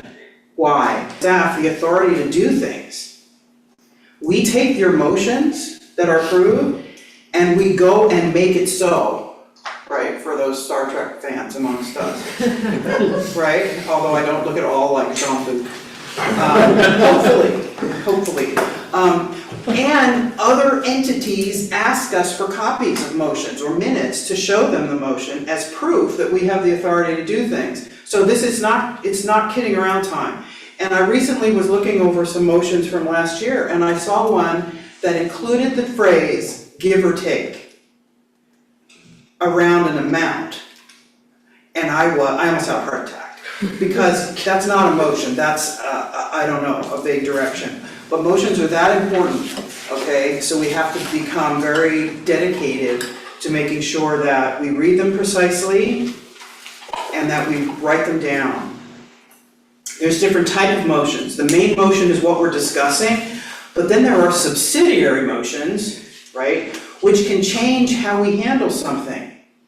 And then if somebody makes a subsidiary motion, and we'll get to some examples, we actually do vote on the subsidiary motion before going back to the main motion. Incidental motions, which are mostly procedural questions, and then renewal motions. Once we voted on it, do we want to bring this back at a certain time for a certain purpose? So getting into that sort of tells you how we actually use the system to benefit ourselves. So I said subsidiary motions talk about what we do with the motion. So we could decide to take, right? For example, if discussion is going on for too long, or becomes too contentious, or if we're missing information that's vital to making the decision, someone can make that motion. They can say, you know what, Joanne, I got it, you want the roads thing approved, but we really need to see a map and this and that before we can make a decision. So I move that we table this until you can bring those materials back. Wouldn't that be helpful for some of the discussions we can all remember over the past years, right? We can move to close debate. So, do you vote on tabling it? Yes. Okay. You could say, I think we've gone on long enough. I move that we table this debate. That means the president says, we need to vote on Joe's motion to table debate. And people say, I'm done with this, or no, I'm not done with this. And then, but that's a helpful way to gauge and give everybody the opportunity to weigh in on if something goes on too long. Joanne, point of information, does tabling, does that require a second for that tabling motion? Yes, this motion requires a second and is not debatable or amendable. Okay. And so I put the specifics in here, so you can all use this kind of as a handbook. You can refer something to committee, you can say, I kind of agree with the motion, but what if we amended it? And this gives you the procedure, or we could postpone it indefinitely. The incidental motions are the things that, like the requests for information, right? And I've listed them out here. This is where you say things like point of order, wait a minute, parliamentary inquiry, can this even be done now? Or point of information, right? You know, before we go any further, we need to do X. Yes, sir. Yeah, I have a question. So on the main motion, where the main motion is made and it's been seconded, at that point you can't introduce a subsidiary motion at that time. Yes, you can. Because the subsidiary motion is not the content, it's what you do with the motion. It's about the motion. It's not about the topic of the motion, if that makes any sense. It's how to handle it. Would a good example of that be like we passed a motion and then the subsidiaries, this has to be done by the end of the month, or like I move to make a subsidiary, this is accomplished by a certain deadline, or? No, that would be a motion, a main motion. A main motion is, I want $200,000 to put in a pool just for staff. Okay. And then somebody says, I move that we table discussion on this motion because it's outrageous. And then all of you vote yes, and my motion is discarded. That's what it is. It's about how you handle the motion, not about the motion itself. Okay, does that make sense? Yes. Awesome. Renewal motions are hardly ever used, but you can rescind a motion. Like, you could come back a month later and say, I really want the board to reconsider this. And the rule is, if prior notice has been given to the board, it only needs a simple majority. But if you're bringing it up in thirds. I have an example. Say we voted on something in the ACC in majority, whatever the vote is, and somebody says, wait a minute, I didn't notice this part of the application. Mm-hmm. This is important. Can you rescind at that point? Exactly. That is exactly the reason you would want to do something like that right in the moment, and that's the way to do it. Okay. Okay, So but you announce that you're rescinding the motion? well, you move to rescind the motion. Okay. Okay? That's it. That's pretty straightforward. Now, we all have to kind of dive in and understand these things and kind of think about how we would use them. And the way you can get some help with that is to look for some of these videos and online references. And I also included in your packet this thing called the cheat sheet. Have any of you found it? I found one on my own, but I have to look at those too. Okay, but it's published by some like small government foundation, and it basically is a table, and it says what you can do when something else is happening. How many people have to vote, who's in charge, it's super. And if we all bring that to every meeting, we can just sort of surreptitiously refer to it, and we don't have to be parliamentary experts. We can just use their tools to help us. Make sense? I just have a quick question to make sure I'm not missing something in my packet. I found the Robert's Rules of Orders under tab 14, and then it goes right into our budget. But my 13 is completely empty.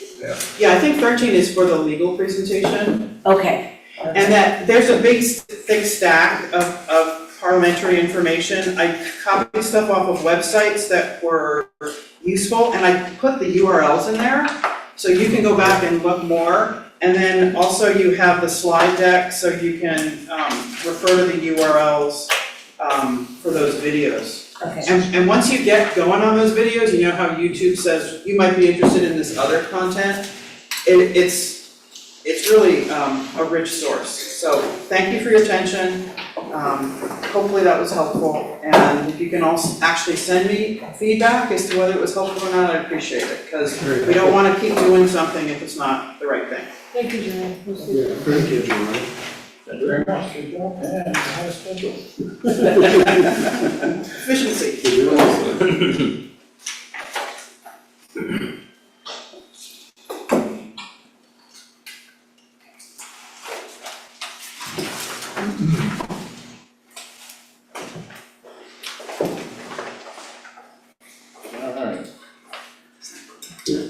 All right, moving on to item number 5, we have a consent agenda for approval of the whole meeting on November 4th, 2025, and approval of the meeting minutes for November 13th, 2025.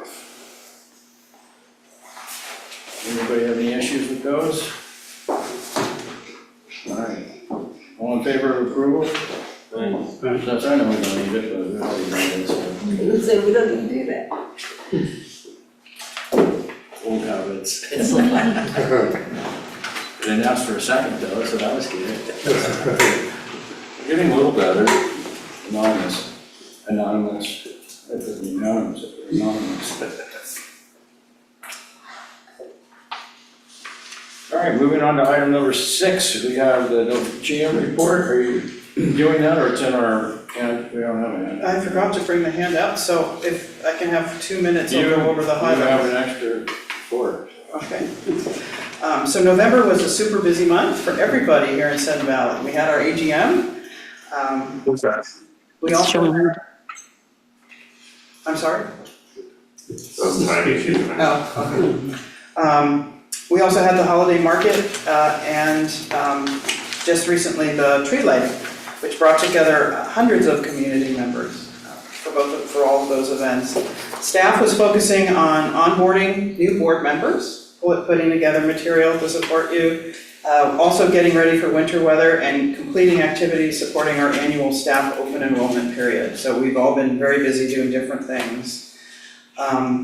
Our events, for the recreational events that we host every year, the holiday market and the tree lighting, I wanted to note that both of these events were very well attended when we compared attendance to previous years. And we really believe in these types of events because they offer members something fun to do and while building community. And it's one of the 3 legs of the footstool that we have in our articles of incorporation. To collect dues for the purpose of maintaining our commonly owned assets and promoting social engagement. So those are the 3 things that this corporation was put together to do. And our events are the primary way we promote social engagement. Yeah. Winter preparation, we've completed all prep in November. We're ahead of schedule. Maintenance fully stocked with salt, brine, and sand. All our snow removal equipment has been ready for the new season. Everything is, we checked the nuts and the bolts and make sure we had replacement parts where necessary. We also, as always, did cross-training with the turf care department to ensure that between turf care and maintenance, we have enough plow operators to staff multiple shifts so that we can work around the clock when we have a major snow event.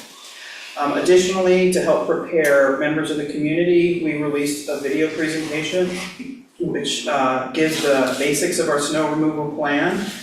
We posted that to the website and also pushed it out in our weekly e-blast.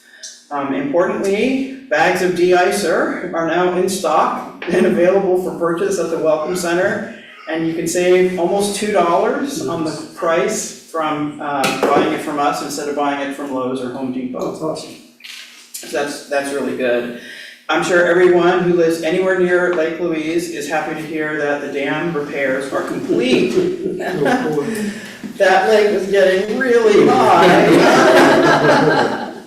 And that's because we couldn't drain water while the repairs were going forward. They built what's called a coffer dam to keep the water back away from where they were working, which was awesome until it started raining.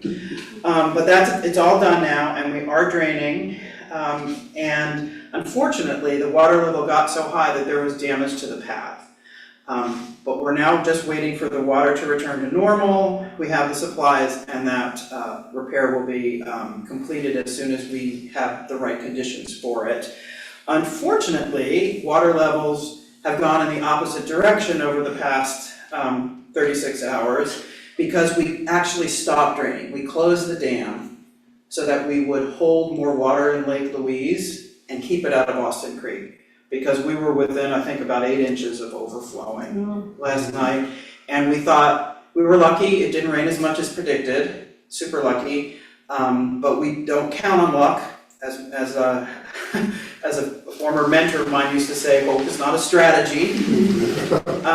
We actually sandbagged the entrances to the community center because in past years it did flood.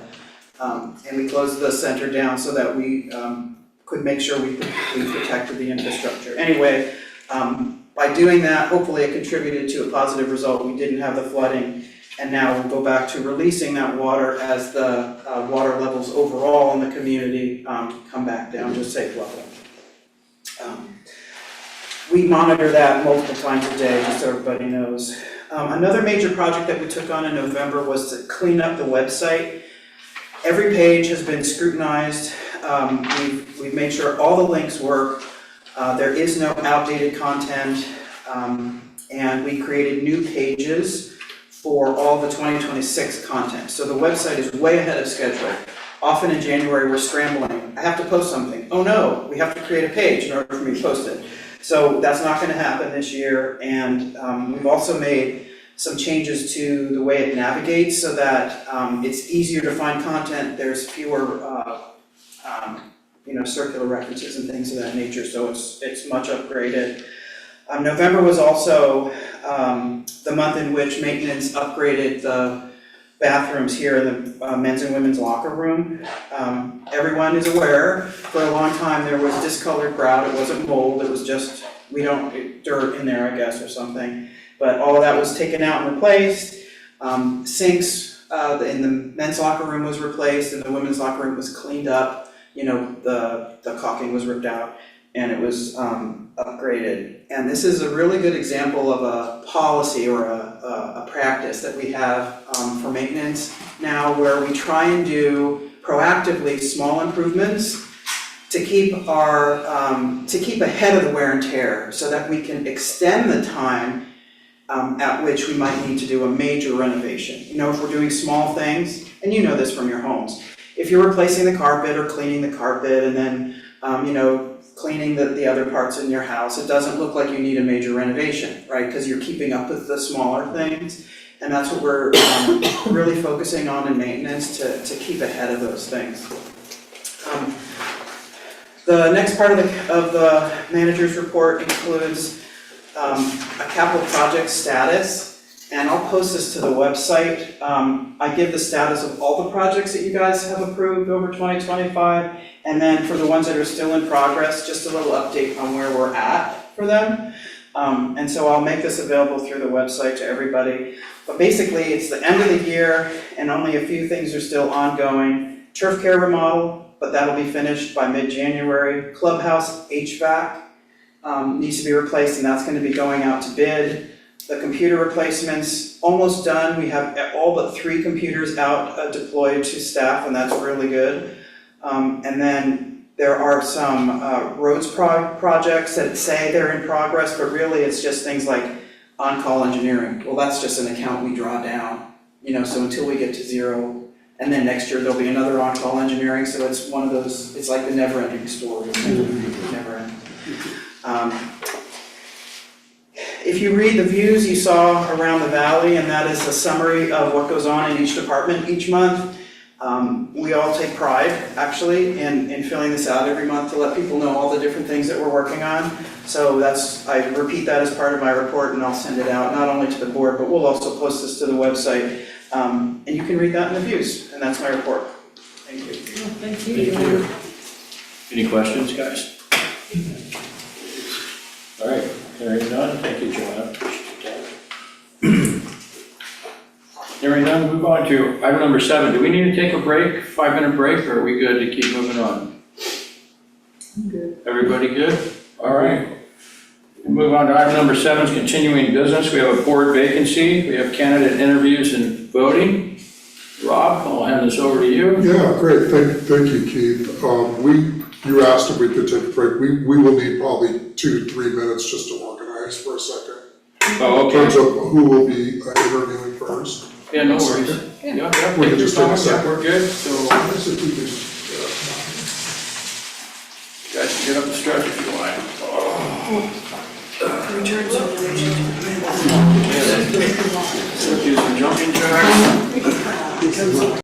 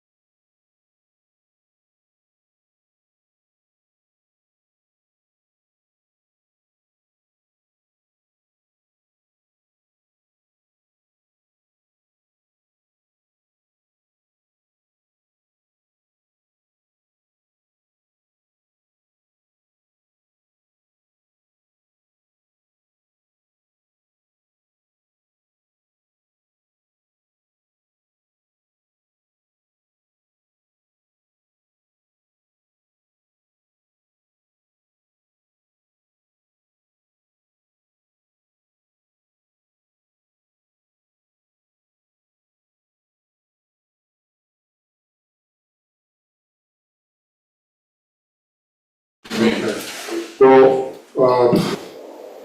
Yeah. all right, Now we're well, ready. thank you, we'll go ahead and get started. I'm Rob Gibbs, I'm the chair of the Nominations and Elections Committee.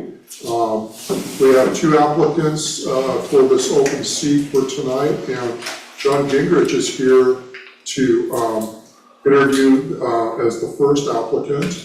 And what I would propose is when we get to the questions themselves, I'll go ahead and ask those questions.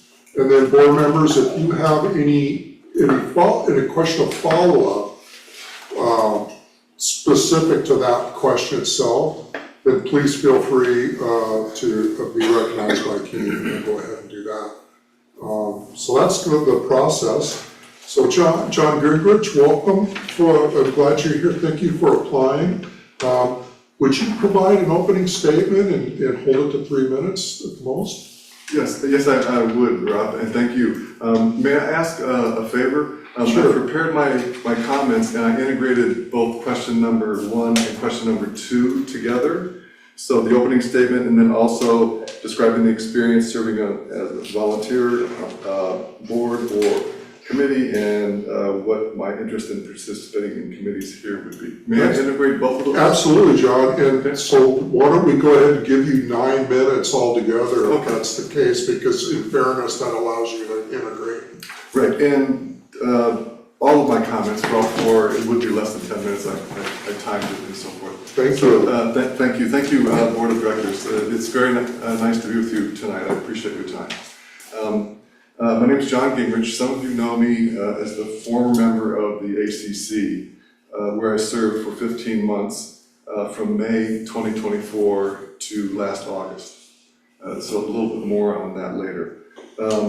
Here's my opening statement in my own words, where I will also address item 2 on the questionnaire, describing my relevant volunteer experience and my interest in community participation. I am a Sudden Valley Community Association member in good standing. I have no conflicts of interest regarding membership on the board, and if I did, I would recuse myself. And I will abide by the BOD Code of Conduct. I am 68 years old. I've been married for 40 years, and I have a 30-year-old son. My wife, son, and I moved to Sudden Valley from Santa Fe, New Mexico, just over 2 years ago.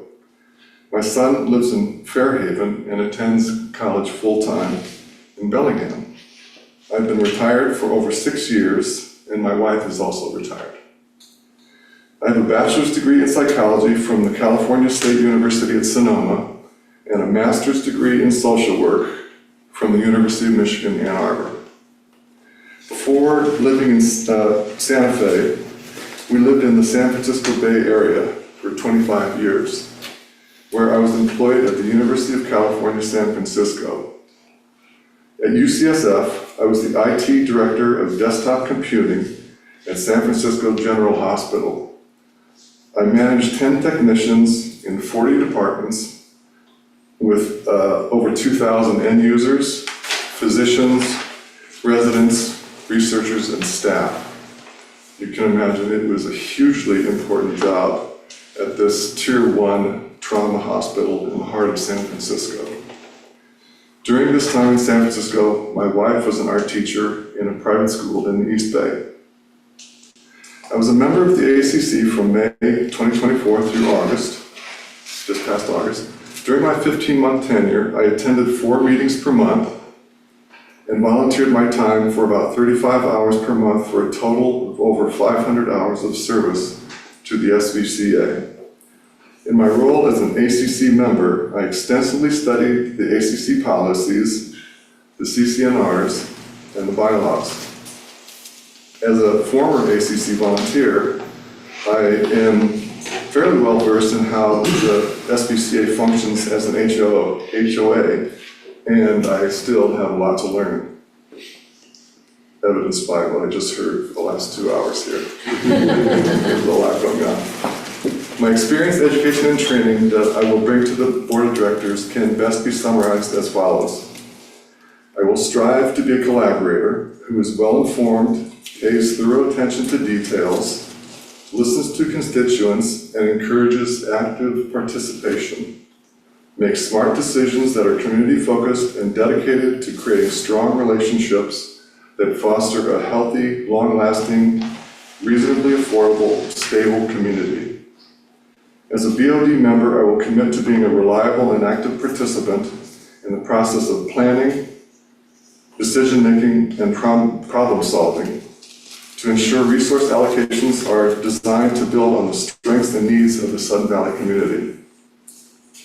I will endeavor to study issues, avoid my own preconceived notions, and be open to compromise when it's in the best interest of the community. I will respect local knowledge, history, and culture with a desire to form shared goals and objectives. I will strive for solutions that are tailored to our community's unique needs by building a network of mutually beneficial relationships. Ideally, I would help to create a structure for communicating with homeowners so that our constituents feel acknowledged and have input into the decision-making process. We might consider holding town hall meetings, inviting residents to a Q&A session with the board of directors and committee members, or resurrecting an ad hoc communications committee. I will volunteer to participate on the safety committee, the long-range planning committee, or a resurrected communications committee. That's my first response. Thank you, John. You're welcome. Directors, do any of you have a follow-up question? So I just have one, it was just a quick thing, what you first said about your constituents. So, and then at the second part, you mentioned constituents, you did mention that would be the entire valley, not a certain group of people. Right, the homeowners, Okay. and property owners, and those who own undeveloped properties. Yes, Okay. they are, right. Yeah, The you kind members. of cleared it up in the second part, I just Sure. wrote it down, so I thought I'd ask it. That's a good question. Any other questions from anyone? All right. Okay. Well, thank you, John. Here's the next question we have for you. Would you please describe a situation in your personal or professional life when you needed to make a significant decision? What role did information gathering play in your decision-making? And how long did it take for you to decide? And were you happy with the outcome? Here is my response to the description of making a significant decision. At the University of California, San Francisco, I implemented a very complex upgrade process for Windows 7 for those 2,000 computers that and end users. I gathered extensive information for the unique requirements of 40 departments and executed a program to meet their needs for the upgrade. I communicated the expectations to hundreds of end users and tested the process on several departments before rolling it out to the rest of the San Francisco General Hospital campus. Once Windows 7 was rolled out by Microsoft, it took no time for me to decide whether to make the change. It was inevitable that it was going to come. It took me about 6 months to create the software code for the upgrade, to test it extensively, and to create detailed implementation plans, all while managing the daily needs of my staff of 10 technicians managing those 2,000 computers. Due to my thorough planning, the rollout of this much anticipated new computer operating system was a complete success, and I'm very proud of the outcome. It was really, really detailed and challenging, and my staff and I met those needs, and it was a huge success. My professional life at UCSF has given me many opportunities to excel at decision-making, managing projects large and small, and meeting the needs of my constituents. I will bring these skills to my role in the board of directors. Follow-up? Were you happy with the outcome, and did you have to create any metrics along the way to measure how things were going? I was completely happy with the outcome. I planned it very stepwise. I took volunteers from the smaller departments, like the 20 and 40 member departments, and I rolled it out to them first. I collected information about how that went for them, And then I proceeded forward. It was a really clever software coding that I did, which meant that I would inform Department A, B, and C, tonight when all the employees leave, they would reboot their computer, and upon rebooting, it would implement that upgrade from, Windows 2000, Windows NT, even Windows 95 machines. And so all they had to do was reboot the computer, come in the next morning, and everything came up just fine. They'd log in, and everything would be, brand new Windows 7. Great. Joanne? John, when you made the decision to do the upgrade more or less immediately upon release, did you have collaborators in that decision or dissenters that you had to win over to your approach, and how did you do that? Well, I certainly collaborated with my immediate supervisor and his supervisors and so forth. It was more like the opposite effect. There was more pressure to roll out Windows 7 because some of these folks said, this is the next best thing. And it was really a huge improvement over previous operating systems. So I had people immediately, knocking on my door. I remember one, the administrative director of the Department of Surgery. He literally called me up like the day it was released. He said, we want this thing, when are you gonna give it to us? And I explained it just had to really be a very stepwise process. Because each department has so many unique needs between researchers and doctors and clinics and all this kind of thing, it was really important to be very careful in how we approached it and not rush into anything.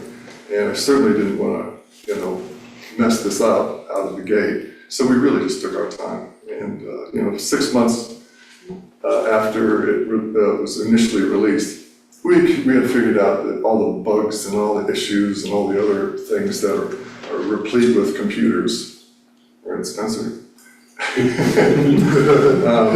And so at that point we had enough knowledge about our immediate environment. I did a super duper inventory of all the computers myself. I oversaw that. And then we knew exactly how the operating system was going to respond to the individual unique needs of these departments. Thank you. Joe? Yeah, so, using the OS rollout as an analogy, that's a very complex kind of system, especially for folks who don't understand computers and don't understand like what could impact their OS update. How did you communicate to the 2,000 users that this was going to happen and sort of like help them understand why this was happening or like why this was a benefit for them to allow this to happen? Because maybe there were some folks who really were dead set on Windows 2000, right? What was your communication pattern, or how did you approach sort of talking to or communicating with folks that this was going to happen? That's a great question. The communication process was multifaceted. So in some departments, the administrative director or the physician in charge of that department would want direct hands-on communication with their staff and residents and physicians and so forth. So I would meet with them, we would share information and design specific things about what was going to happen and in what order and what the benefits of that rollout might be. In other situations, I would go and I would meet with their staff, sit down with them, Q&A, ask questions, describe what was going to happen and so forth. A lot of the time, it was a matter of we had to replace a lot of old computers. The Windows 95 computers couldn't handle Windows 7 and so forth. So a lot of folks, because computers were the lifeblood of this hospital, when the computers went down, they literally had to go to paper copies of things, or they had to close clinics and send people home and all this kind of stuff. So getting buy-in from the end users was pretty easy because someone was, oh boy, I get a new computer finally. Or I've heard good things about this, I'm a little scared because, a lot of people aren't computer savvy and they don't understand things, and I'm almost surprised that I've gotten so many questions here because I didn't want a bunch of people like rolling their eyes like, what is he talking about? Computers and upgrades and all this kind of stuff. And so I was very aware in my 25 years in IT that a a lot of people are reluctant, they're Luddites, and they can't handle it. And then there's the majority of people who are like, yes, this is gonna really help me do my job better. Yes. Tom? In your opening statement, you made the comment that when a vote comes across, that you would be willing to compromise yourself to make it for the good of the community. And in my year on the board, compromise is not a word I've ever had to come across. I've never had to compromise myself for anything. And I'm just wondering if you could elaborate on that. What are you compromising? I'm not sure that I mentioned that the concept of compromise to me is hearing feedback. So for instance, in the ACC, and I get into this in my last discussion, there was lots of back and forth on things, and about 90 or 95% of the time, we approved things that came to us. Some of them were multiple submissions over time, and the compromise is listening for ways for people to reach a common goal.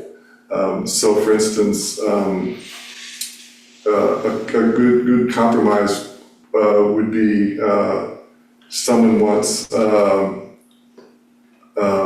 remembering a person with an autistic 4-year-old who was an eloper, and they had a funny shaped yard that didn't allow a backyard, but they needed a front yard for this child so that he wouldn't, jump the fence and run off into the woods, which he was prone to do. So the compromise is that we generally discourage front yard fences, but in this case, it was in the benefit of the homeowner and the child, of course, which we cared a lot about. We actually met the couple and the child. And so the compromise piece of that was we decided, let's go ahead and allow them to build this fence through the side yard and all the way into the front yard up to the right of way. It seems to me variance would be the better word there, not a compromise. That's a good term for it, exactly. Okay, thank you. You're welcome. Any other questions? All right, and then our last question for you, John, is thinking about your experience serving on volunteer boards or committees, please describe a situation where you disagreed with a majority of your colleagues. What efforts, if any, did you make to change the opinions of others? And how did you react to the final decision? Thank you, Rob. So yeah, describing a situation where I disagreed with the majority of my colleagues. The experiences at the ACC come to mind, where we disagreed often on many things, as you can imagine. From small things like fence dimensions to bigger issues like new construction, tree removal. We reviewed hundreds of submissions during my 15-month tenure on the committee, and as expected, we had vigorous discussions and debates. We debated each other's opinions often in our Tuesday and Thursday meetings twice a month. We all made every effort to change the opinions of our fellow committee members. We also respected our differences and grew to trust in our decision-making process, whether one was voting in the majority or in the minority. For example, where I disagreed with the majority of a homeowner submission was a homeowner submission for a new shed that was proposed for 140 square foot structure, a new shed, backyard shed. The ACC policies state that the maximum square footage of a shed shall be no larger than 100 square feet. The submission for that shed was 40% over the maximum allowed by the ACC policies. I voted against the submission on the grounds of principle and precedence. And this was early in my tenure, so I was really trying to figure out the landscape of, like, what's important, what can we compromise on by allowing something over the minimum or the maximum amount for a shed. So I was really trying to just sort of figure things out at the beginning. I reminded the other members that, as a matter of principle, I thought, well, why do we have standards that are published if we're not willing to enforce them?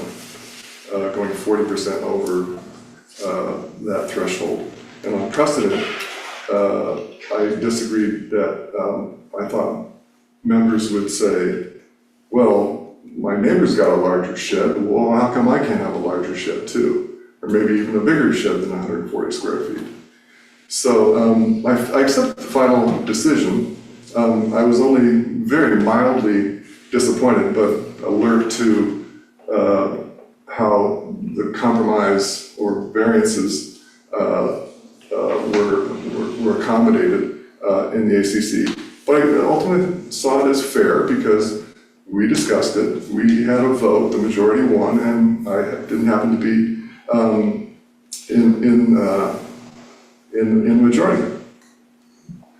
That's pretty much it. Any questions, follow-ups? So I have a follow-up in maybe not necessarily ACC, but just or maybe ACC.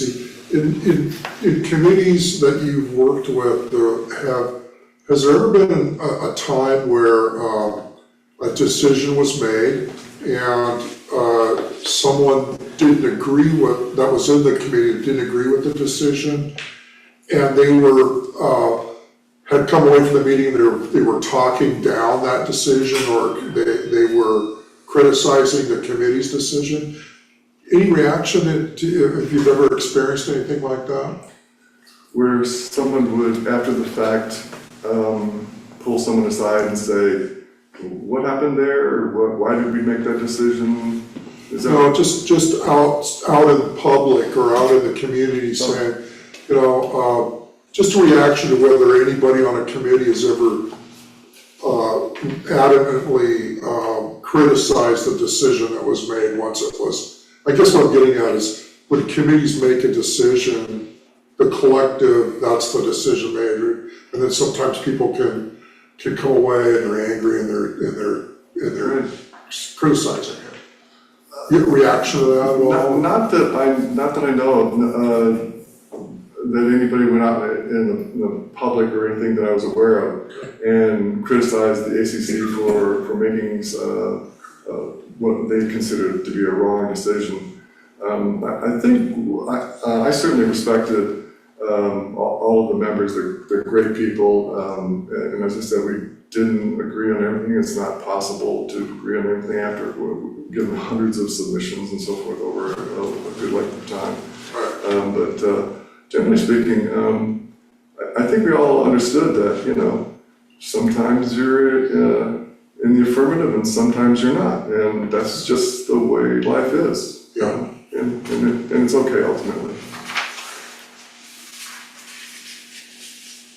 Anyone else? Well, thank you, John. Thank you. Appreciate it. Looking across the way here,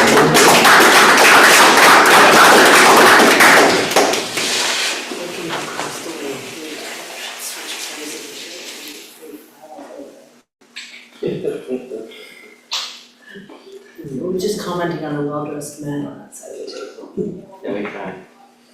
Flannel, she likes flannel. He wants. Oh, yeah, the flannel. Is that one, that's one too, right? Yeah. Yeah, she said like a flannel It's club. like, Is that time of year? it's the Pacific Northwest dress club. You have it yourself. They're trying to get you to go work out. Come on in. Fleece is still in. You have Fleece, right? Fleece is still in. Take your spot at the lectern. Apparently everywhere, hot. I can't take your shirt off. I mean, I guess you can just take your shirt off, but it's not appropriate in most places. Thank you, Linda. Okay. All right, board, so our next applicant this evening is Linda Bradley. And so Linda, I'm gonna go ahead and I'll be asking you the questions. Okay, And then if any of us have any follow-up to that specific topic, we'll go ahead and do that. okay, sounds good. Okay, so Linda, would you please provide us with your opening statement? Well, I'm usually sitting where you guys are sitting. I just got done serving a 3-year term on the board, and applied to apply again. I've lived in the valley since 1996. I've served off and on the board since around 2013. My daughter lives here. My son and his family live on Maui, and they were here for Thanksgiving, which was really wonderful. And my 1-year-old grandson is now walking on his own.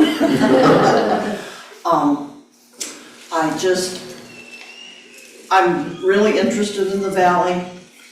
I think that when I've been on the board or served on different committees, I've done a lot to help the community, and hopefully I'll get a chance to talk about that a little bit. Thank you, Linda. So your first question here is, please describe your experience serving on volunteer boards or committees. What is your interest in participating in committees here?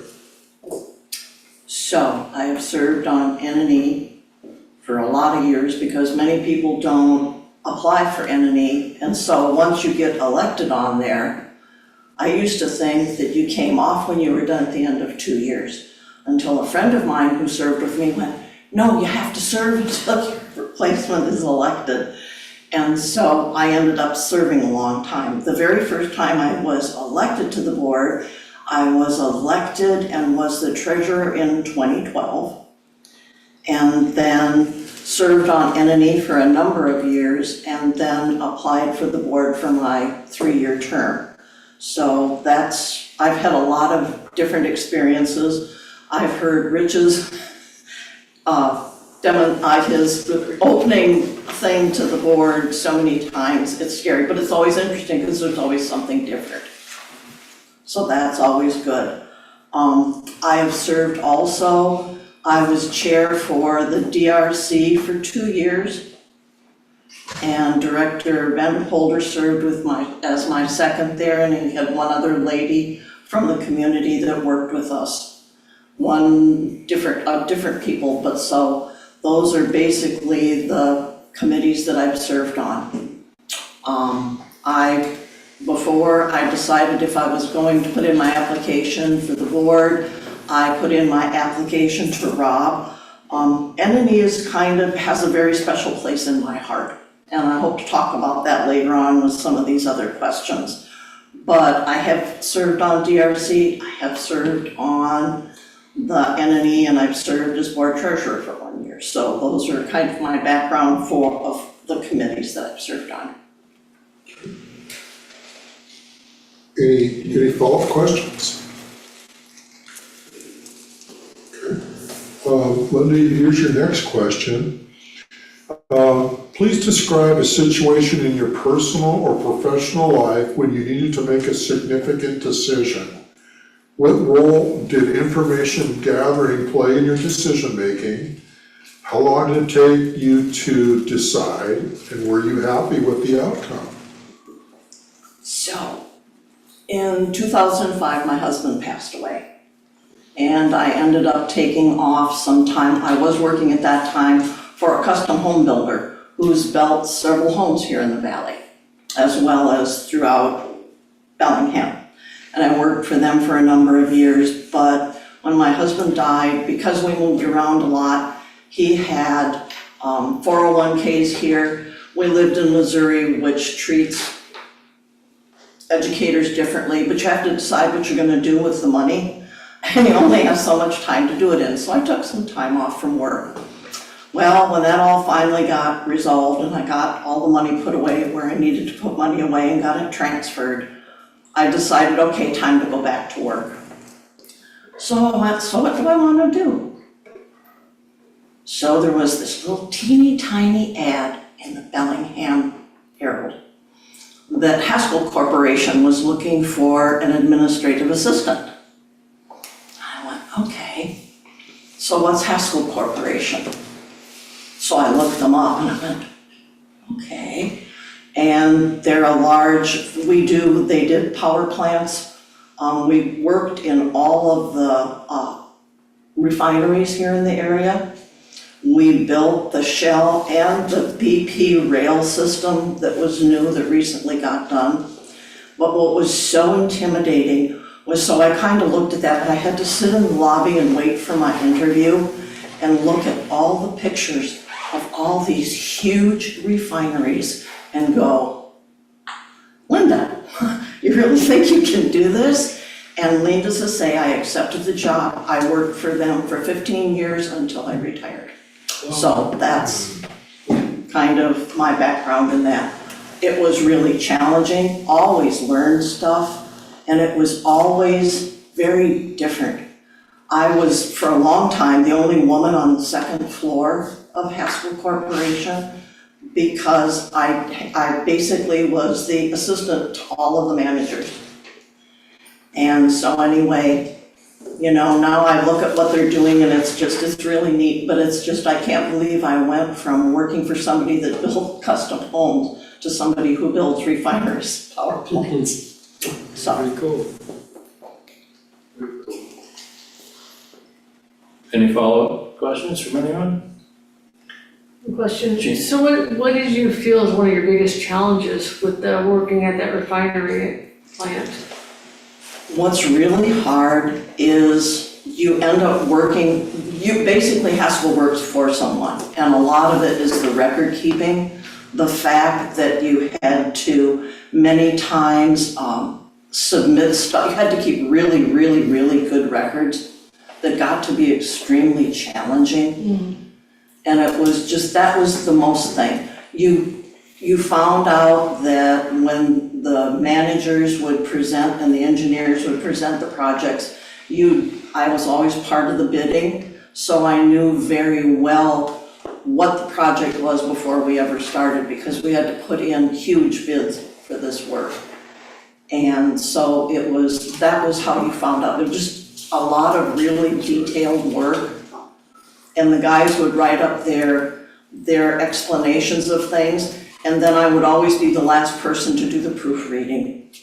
And it's like, I always would print stuff, I'm sorry, I'm a printer outer. I can read online, but I will print everything out on paper because I found that way I caught mistakes better.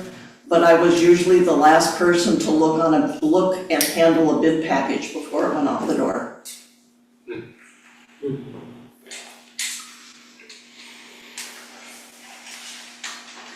Any other follow-up questions? Okay, so Linda, here's your last question. Thinking about your experience serving on a volunteer board or committees, please describe a situation where you disagreed with the majority of your colleagues. What efforts, if any, did you make to change the opinions of others? And how did you react to the final decision? Well, most of you that were on last year's board know that when the budget decision came up for the board, I basically very loudly and very strongly said that if there was no money put into the reserves, I was going to vote no on the budget. And was very straightforward about it.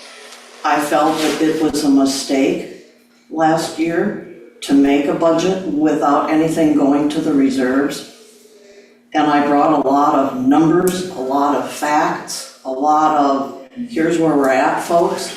And after basically beating the board up, I felt like for an hour, I finally got them to say, okay, we'll give you $50,000 out of hazard trees and operations to put into SURF.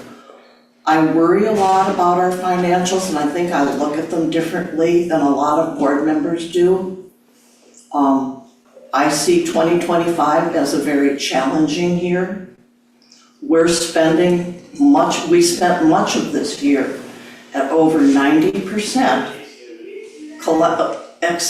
expenses to revenue, which means of every dollar we have, we've already spent that 90 cents and we only have 10 cents left. And sometimes it was worse than that.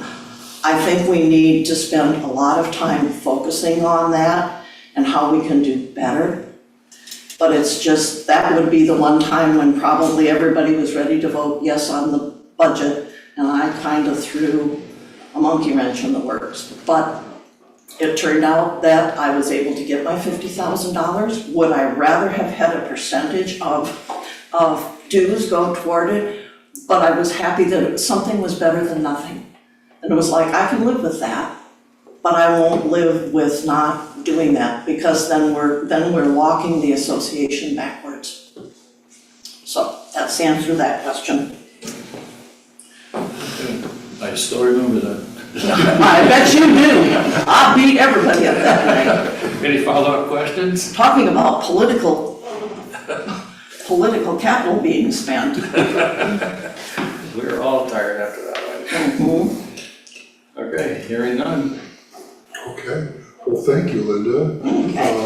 Thank you for answering all the questions. So, voting members, at this point, there are slips in front of you where you can indicate which of the applicants that you would like to see tonight. And then we'll go ahead and pass the box around. So, Tyree is attending via Zoom and has heard the candidates. She is gonna text me her vote. I'm not voting. General manager doesn't vote, but I'm recording her vote and we'll put it in the document. Thank you, Joanna. When I saw you grab a slip, I thought that's probably what you do. That's typically what we do if there's somebody on Zoom. Thank you. Pass them around. And there was like 20 votes in there. How about that head candy?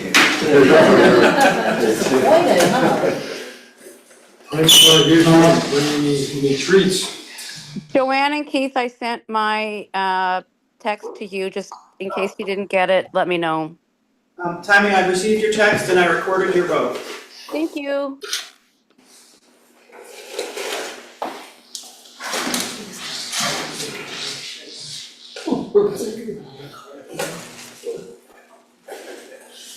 You gotta get it back out. Yeah, See on the bottom? Didn't think of that. I got them all.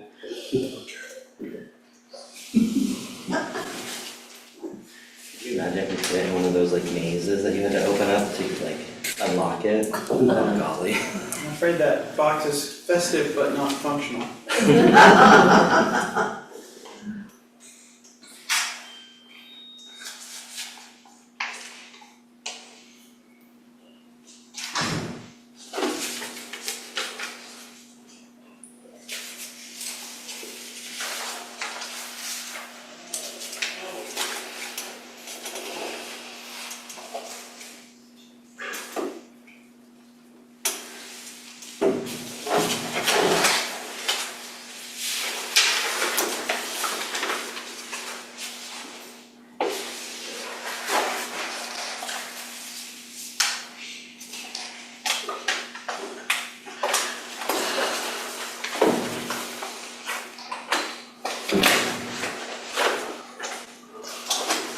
Okay, I've tallied the votes, and Linda Bradley is seated as our next, is seated as the next board member, and she will be on the board until the next AGM in next November. All right. Congratulations. Thank you, John, thanks for coming in. May I ask what the score was? Yes, it was 7-2. Yes. 7-2, that's nice. 7. 4, 5, 6, 7, there should be 8 total. Anyway, 7 is, One was online. One was online. No, let's do it if you want to. 7, it should be 8 total. You gotta go. But if she got 7, then it's a moot point. Anyway, thank you so much. Thank you. Let me, in all fairness, I want to double check.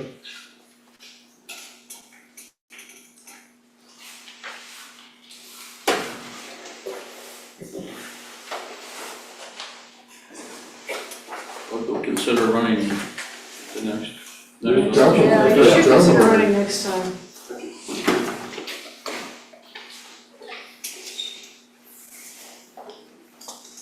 So there's for John, and And that's it. I'll see you later now. thank you, Thank you, John. John. Please consider running in next year. It is 6 to 2. 6 to 2, okay. I think I double checked, so, oh, I see, my little, where you count 5, where the line comes up, yeah. I didn't quite cover it, so. All right. One of these days, my fingers will work better. Aye. Isn't there? I Did I get your name correctly? Was it Linda? We just elected the ninth. All right.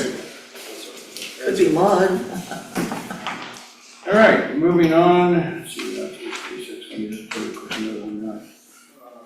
Takes a while. Yeah. Congratulations. Welcome back, Linda. Thank you. Now, you can take 2 minutes for the second half of the meeting. Okay. All right, moving on to next, 7B, we have request for approval for the 2026 Marina License Agreement. Joanne? So the purpose of this memo was to ask for board approval for revisions to the marina license agreement and the associated SVCA policy, which was brought before the board in October. Small changes have been made over the past 4 years to the marina moorage and storage license agreement. These changes were all made to reflect operational changes to ensure that the cumulative effect of multiple changes didn't result in reducing the legal protections that the license affords to SVCA. Our lawyer, Richard Davis, was asked to review the agreement. The version presented here reflects Richard's edits as well as the operational changes requested by rec staff and the 2025 document review committee. Just as a reminder, the marina moorage and storage license agreement was reviewed by the board as part of the October 23rd meeting. During discussion, it was suggested that the document be reviewed one last time and then brought back for approval. That review has been completed and it is recommended that the board adopt the proposed language at this time. The annual renewal letters for people who have current licenses are scheduled to be mailed on January 7th, and the board will not meet again prior to that deadline. So if the board elects not to approve this agreement, it will delay the ability to mail those letters. Copies of both the proposed agreement and the previous agreement are attached for reference. And so I recommend that the SVCA Board of Directors approve the proposed marina moorage storage license agreement. So I'll read the motion.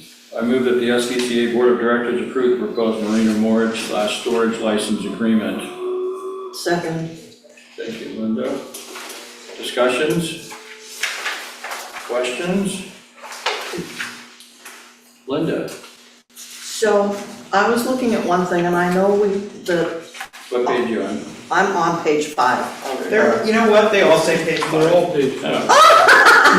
Okay, page 1 of 5. It's got a No, in the in number 1, under the license and terms, it says that annual notice of license renewal will be sent in January, which is excellent. But then it says the annual fee for the storage must be paid by Wednesday, February 25th at 6 p.m. That's fine for 1 year. I believe Lori or Timmy suggested that we make it that they need to be paid by the last working day of February, because that varies every year. Yeah, the problem is that it needs to be a specific deadline, and if it's not in the agreement, we don't have any way sort of to enforce it. That's why we be updated every year to be a specific date and time. Oh, every year it'll be updated? Yeah, but that would be the only, and yeah, I guess we would have to bring it back for approval if we want to be sticklers, but that's why it's in the agreement. The 26th of February is a Wednesday, so it's not the last working day, or the 25th, it's, 25th of Wednesday. yeah, it's I think they were Wednesday. it's just that basically whatever that is has to be the end of February is their deadline. And sometimes that's 28, and sometimes that's, it was a suggestion that was made. I think that's the only thing I have that I was curious about, because it's very specific. And is that always gonna be the same, it's 6 p.m., will it sometime be transferred back out of rec, back to admin? where their closing time is 4:30, that's all. Yeah, it's interesting, where did 6 PM come from? That's what was in there Yep. originally? I don't know. Is that after you guys leave? No, that's when rec will accept payments through 6 PM on that date for this purpose. And as. So if you miss the admin office, you can go to rec and do it? Yeah. Gotcha. Joe? I Oh, no, sorry. just wanted to say, I totally understand why you would want it to be different, What was there? that's what we have. It's been helpful in the past to get people to adhere to the deadline, to have it in the license they're signing. Joe? I'm just gonna move to previous question. You agree with the previous? No, I was going to move to previous question, which is just to end debate and go back to voting on the motion. You stop reading that little handout. Any other questions, Ray? Yeah, question on number 7, the final comment there, it says no refunds will be given after May 1st. It seems to me, just life happens and like, I had to help haul somebody's boat out that their spouse died. Things happen in life. And it seems like harsh that if after May 1st, you gotta pay for the full year, and we have a waiting list for these spots, wouldn't it be, if there was a death and somebody had to pull their boat out, they would have to pay for the full year? I mean, lots of things happen. But you can start something in January and you're hopefully good, but I mean, we have a waiting list to replace the spot if we lose a boat. But, I mean, you just paid February and boy, if you You don't, haven't put your boat in yet. yeah, part in February. So you would suggest a prorated return? Yeah, I think that there would be some room. All right, just It curious. just seems harsh. Just curious, yep. Bad things happen and then, hey, let's hammer, you just gotta pay the whole year through December, pay your mortgage. Yep, I We know. don't care. Lori? So my question is kind of just a follow-up, so if we have a waiting list and somebody pulls out at May 1st, never put their boat in, and then we give it to the next person on the waiting list, we're in fact collecting double dues on that one slip, correct? We don't rent it. Point of information. Is what, I'm sorry, what, did you want? If it's not rerun. Point of information, just question for curiosity here. Is this technically, would this be considered a management decision or a governance decision? Like, does this fall into the management of running things or the governance of how things are taken? Like, just going back to our previous question of like, should we be getting into the day-to-day management of things or should we be thinking about things from a governance standpoint? And if we're getting into the day-to-day management of how this is being taken care of, I think we're getting a little bit into the application of how they do their job versus like, what is the interpretation and spirit of the job?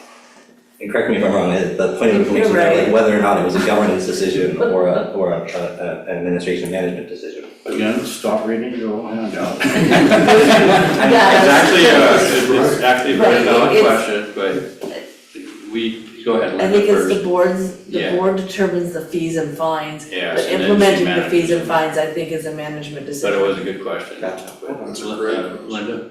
The body of this is supposed to be a policy, and it's why I recommended not putting in a very specific date, much like if we put in here that no refunds will be given after May 1st, that's what operations has to follow, because that's what the policy says.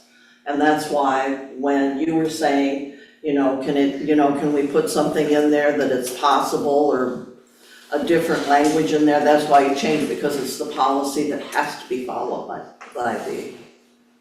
administrative. Is this, Point of information, is this a policy or is this the actual agreement that the marina tenant signs? yeah, Yeah. It's both?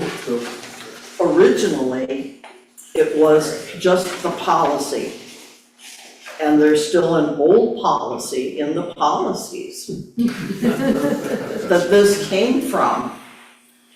Lori can tell you that was outdated, am I wrong? And I'm saying, it's very it got presented this time as a licensing policy, but it got all put together. Every year, I would assume that there are things on the very beginning sheets of what rec gives people that have specific dates every year, that change every year, that are within the guidelines of the policy. Joanne? The reason that we don't give returns is because the minute you let one person do an exception, you have 5 more people try to do an exception. And in this instance, as in many instances operationally at Sun Valley, we have a very small amount of staff and a limited number of systems to help us implement a massive charge to keep track of the thousands of transactions that occur every month. Additionally, it's operationally challenging to manage all of the back and forth communication for a single rental. It's not just you sign up and you get your slip and we're done. We need to know how long your boat is, we need a picture of your boat, we need the insurance for your boat, we need the registration for your boat, we need to see that you have an AIS sticker. And it's a massive amount of work, and frankly, in May, we're getting ready to open the pools, and after May 1st, we don't have time. And the boating season is very short. So yeah, May is the 5th month of the year, but May, June, July, August, that's your boating. You know, after that, you're not gonna use it anymore. So it's, that's why that policy, that element has been included in the policy. Yeah, and I would believe in rare circumstances where something like that could happen, they could approach the admin and then Joanne could, or whoever was there could approach us with a certain circumstance we might make a Exception. be an exception for. Any other comment?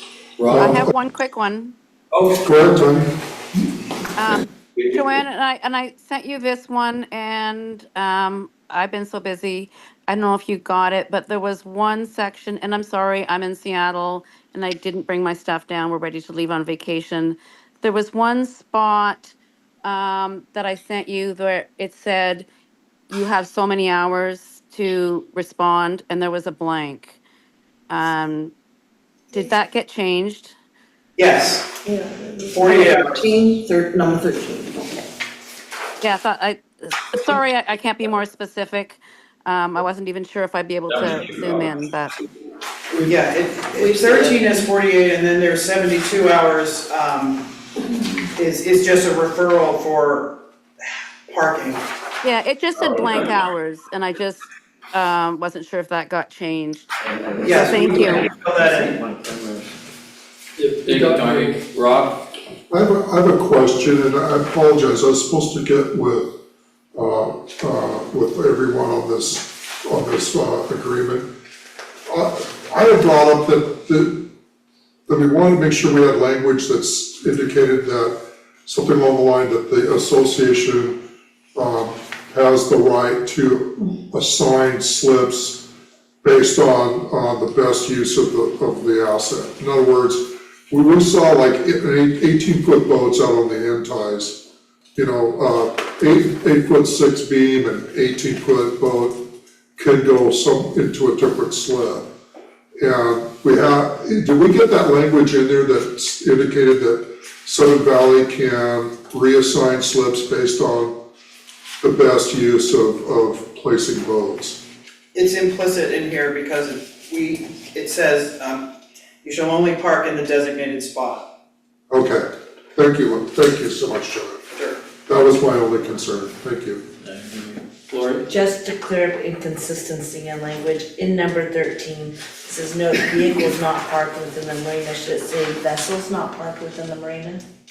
I'm sorry, I didn't hear that. Can you repeat that again? On item number 13, Yes. second line from the bottom, it says the word vehicles, where throughout the rest of the agreement, it says vessels. Yeah, it should Well, there's say. a number Oh, there. it should say vehicles, right, is that what you're getting No, at? it should say vessels not parked within But the. there's also, Or so if you look at trailers. 15, there's a vehicle, this is where I was getting mixed Yeah, up. it should be one or the There's other. vehicles mentioned here several times, and that's where I was getting confused, because on number 15, it mentions vehicle also. about midway That's down. because a trailer is a vehicle, a Yep. trailered boat is a vehicle, and a boat by itself is a vessel. So maybe we could just put, That's true, okay, that's true, That was my thought. it's a good catch. So are we gonna leave that parentheses there for note vehicles, or, yeah, she just clarified it. okay. So it's only in the marina, we hope, that a boat is not on a trailer. We hope. So outside of the marina, all boats would be on a trailer and hence they are vehicles. Not necessarily true. Any other With questions, blocks. comments? All right, so ready to take a vote? I'll read the motion again because it's been a few minutes. I move that the SCCA Board of Directors approve the proposed marina moorage/storage license agreement. It was seconded by Linda. All in favor? Timing? Yes, that's unanimous. Yeah.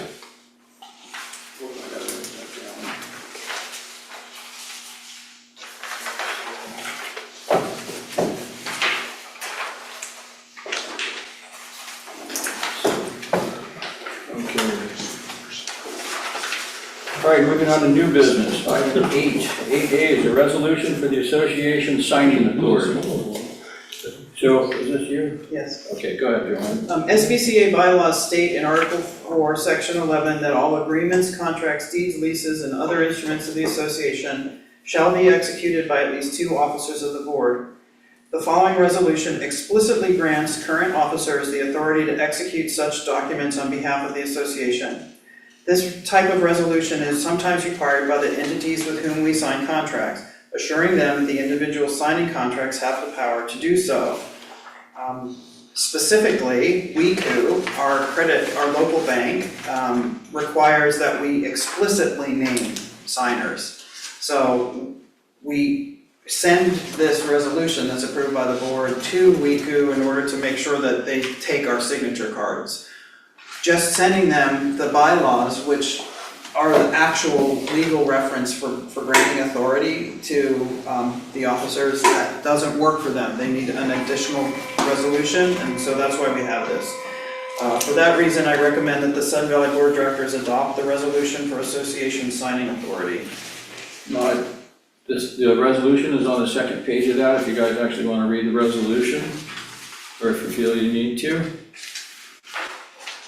But I can summarize real quick. Resolve that the Board of Directors is hereby authorized, the board is hereby authorized and approved to authorize and empower the following individuals to make, execute, endorse, and deliver in the name of any, of and on behalf of the corporation, but shall not be limited to any and all written instruments, agreements, documents, execution of deeds, powers of attorney, transfers, assignments, contracts, obligations, certificates, checks, drafts, promissory notes, and other instruments of whatever nature entered into by this corporation.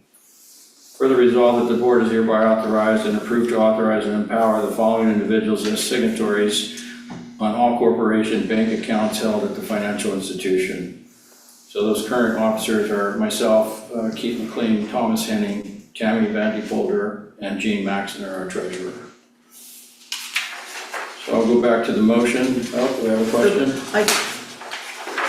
I guess the only thing that I had an issue with the resolution, and I've read a lot of them, is because you're named here, usually when there's this paragraph at the bottom that says, is hereby certified that the foregoing were duly adopted, usually it's just the president's name. Otherwise, if all 4 of you sign this, it looks like all 4 of you only are basically approving yourselves to be signers of checks. That's a good point. So the 4 names should stay up top and it should, unless you have a preference. This is the form we've used for the last several years, and it's the form that was suggested by WECU, so. Yeah. It's just normally it had it used I to agree. have the whole, all 9 directors. You know what it's like to get all 9 directors to sign it. And that's why it ended up getting shortened. You know, I'll be happy to give you one from like last year. So you want to just remove the bottom 3 names and leave? Yeah, leave yours. That's all you need to do. Is WECU gonna take that back? Well, it has our names listed and we've already signed the signatory cards for WECU. Yeah. But they won't accept them without the resolution, that's the point. Hey Keith, Yes, sir. don't we have to sign a separate signature card for WeCube? You did already, I hope. You did. Oh, I thought that was for the other bank. No, that's WeCube. Okay. Should have been. Get ready, you might have another one. Yeah, there's sometimes two. Yeah, 'cause you guys are now signers already on the checks. Yeah, seven. All right, so I'll move the motion again. I'll read the motion again. I'll move the motion. I move that the Sun Valley Board of Directors adopt a resolution for assigning authority. Second, Thank you. Linda. All in favor? Aye. Yeah, that's unanimous.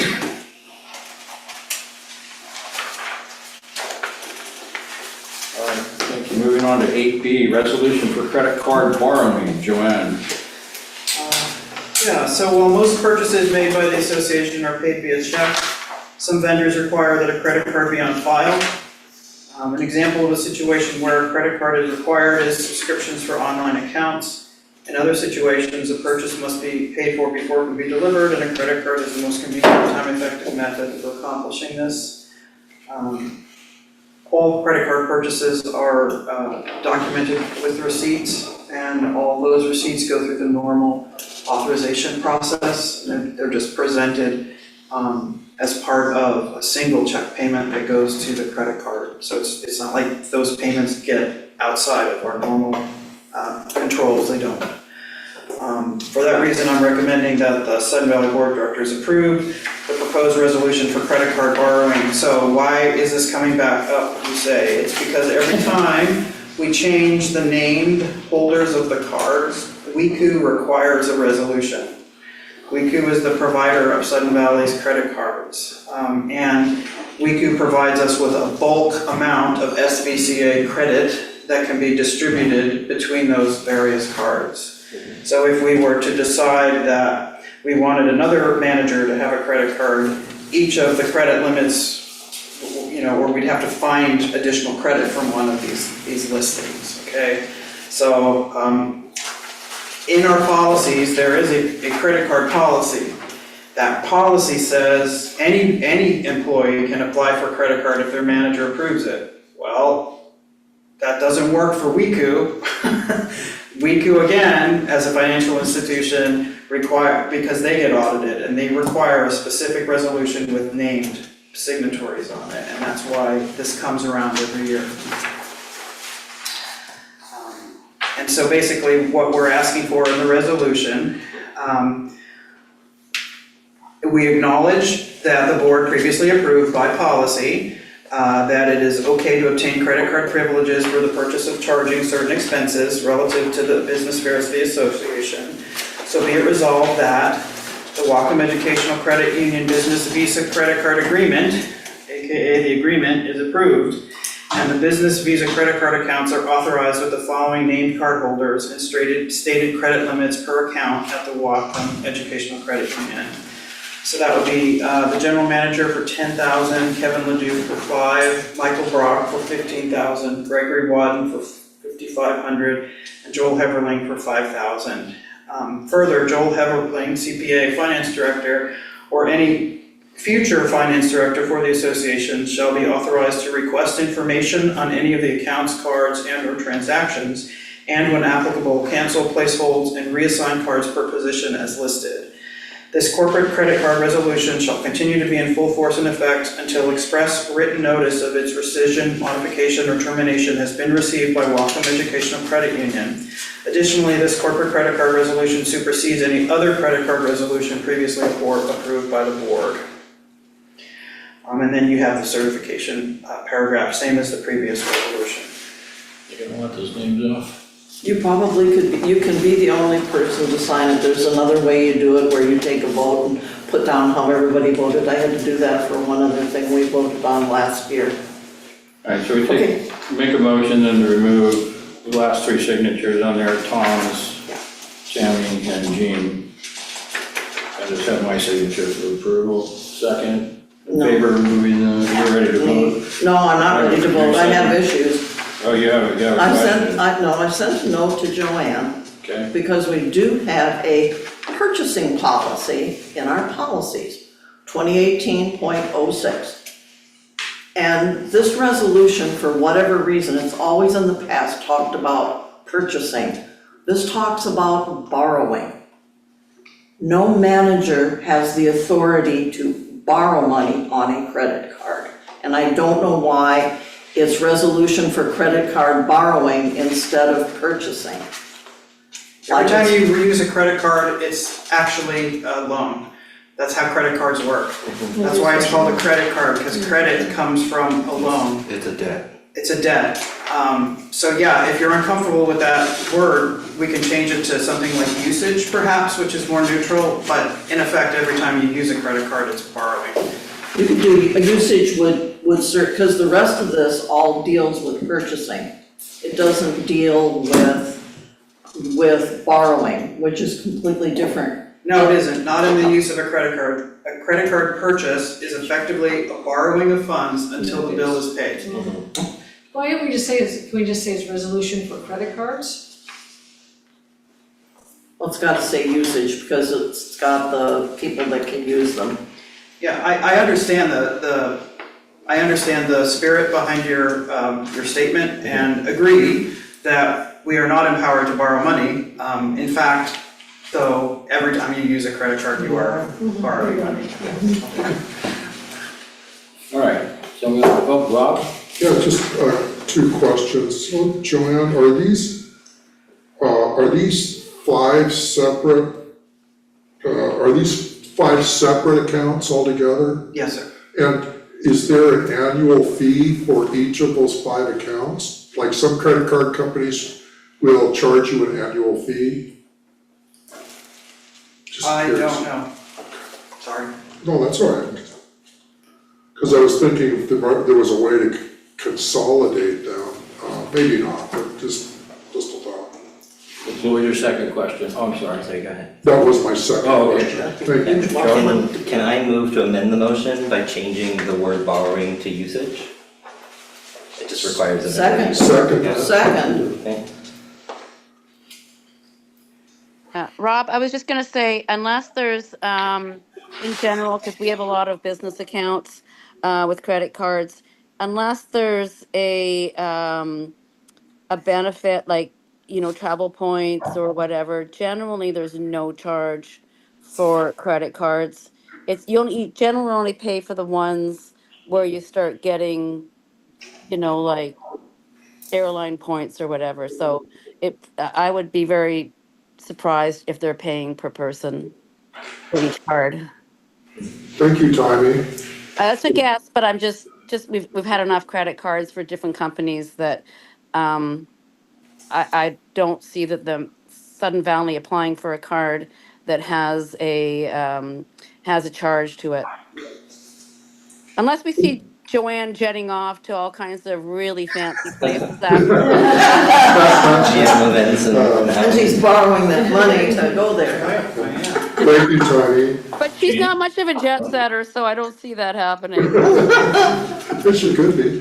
Gene? Yeah, I was just wondering, do you have an idea of how these numbers came about, like 10,000, 15 for Michael Brock? I mean, is there some reason behind Past it? patterns of usage. Yeah, okay. Mike ends up having to purchase many replacement parts and equipment, and it's simply convenient for him to have that large amount of credit. Expensive, okay. Yeah. Okay, so we are going to take a vote on Joe's motion, and Linda's seconded was change the word from borrowing to usage in all locations. All in favor? It's unanimous. Did Timmy vote on that, Spencer? She has her hand raised, yes. Okay, so that's unanimous. Okay, and then I made a motion to remove Thomas, Timmy, and Jean from the bottom 3 signatures on that, but I didn't receive a second on that, or did you second it? I'll I second. couldn't remember if you did. Seconding everything. All in favor? Yeah. Timmy? Spencer, is Timmy yes on I'm a that? little hurt that you took me off of there, but I'll. All right, that's unanimous. So I'll read the motion again. I move that the SDCA Board of Directors approve the proposed resolution for the credit card usage with the changes that we just mentioned. All in favor? Aye.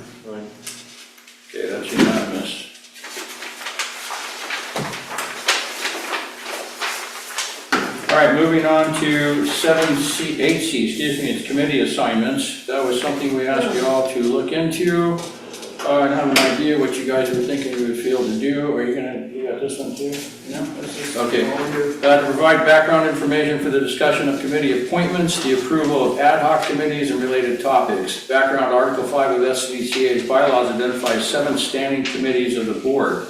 That's the Architectural Control Committee, Nominations and Elections Committee, Finance Committee, the Executive Committee, the Appeals Committee, Document Review Committee, and Long Range Planning Committee. So these are all changing, so all the committees are appointed by the board, and the members are. The Architectural Control Committee, Daniel is still chair of that because they're short of members who just sign up for that. They have 9 and what do you have, how many? 5. 5, so that's what you always have, or we always have, Right. anyways, yeah. So it was just ideas of anywhere you guys felt you wanted to. Did you have members you wanted to appoint tonight? Not tonight, well, anybody, Oh, yeah. The next order of business for the board Oh, after is that an committees appointing? is Okay. to appoint the elected members, and then throughout the year, if volunteers happen, then Daniel will bring those forward, but our job tonight is to approve the elected members after we do the other committees. Yeah, so I didn't know if you had any, I just asked you the question. Yeah, we Okay, so have you guys decided on what committees that you would like to be involved in? We should finish this motion. All right, so do you want me to read each committee, or you guys? No, can read each committee no, on just the motion for Yeah. this appointment that says I move the SVCA board Yeah, appoint, okay. and then we've done our due diligence for How come I ACC. don't have that motion? We're not on the ACC, we're Yeah. on assigning board members Yeah, Oh, exactly. to direct I the apologize. other committee, to Yeah, direct so we each of wanna- the committees that are not the ACC. Yeah, so I we don't want to appoint people that don't want to be on boards or committees. Point of information, you're saying appoint directors to the committees other than ACC? Is any part of that as well? Yes. So should it be, my point of information is, should that be NE and ACC? John, yeah. Okay, So- we've had a legal opinion that Richard shared in his presentation. The Architectural Control Committee is established in the restricted covenants. Okay. The ACC committee is not an advisory committee to the board. It is created and established and given its duties in the covenants. So the ACC is not subject to the requirement that 2 members of the board of directors be assigned to it. Okay? However, the statutes require that all committees have members that are appointed by the board, and the ACC is obviously a committee. So Richard suggested in his opinion that the board appoint the elected members of the committee as a show of good faith to the community who expressed, our community members expressed their wishes in the election that those people should be on the committee. However, next year in the election, it will be noted that that's an advisory vote and not a binding vote, because that's how Washington state statutes see it. So, we would need to change that designation because the board does have to appoint the elected members before they become actual members of the committee. Thank you, Joanne. I was able to get a copy of his presentation. I appreciate that. Thank you. Yeah, it's very confusing, but yeah, that's why we had to reach out to Yes. legal on that to kind of Yes. get an explanation for that. Thank you. So, did you guys I'd just like to go around the room and we gotta figure out where everyone would like to go, so then we can get on with appointing people, unless there's other questions first. But did we vote on the motion? I think I had a point of information, so I stopped the vote.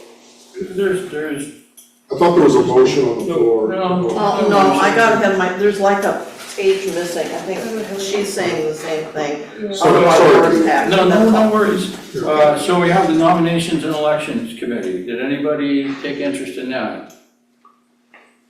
I applied to Rob before I applied for this position. Now that he needs a second board member, I could be on there. I'd So- also be happy to do, there's I at would, least, I would love it if she joined our committee. Well, this is something I think that we should take up as well, and I know we don't want to get into a lot of time tonight, but we need to look at our bylaws, because it's our bylaws that are putting this problem on us, where we have to have 2 board members on every committee. We just heard Richard tonight say that on advisory board or committees, we don't even have to have a board member on there. I'm not saying that we shouldn't go that far, but I think putting the encumbrance of having to be on 2 board or 2 committees or whatever, 2 board members on each committee it's a little hard to do. But this is all happening January 1st, 2026, is that correct? And then Yes. 2028 is when the other Kiowa gets more intrusive, and some might feel intrusive. So tonight, what we want to do is get an idea where, we can just go around to each person and feel where you guys want to be at. We'll start with Ray. Well, I'm interested in long-range planning. You've got some experience there. You do get a lot of feedback. Any other committee? That's it. LRPC right now? That's the one that would interest me. Yeah. Lori? Finance.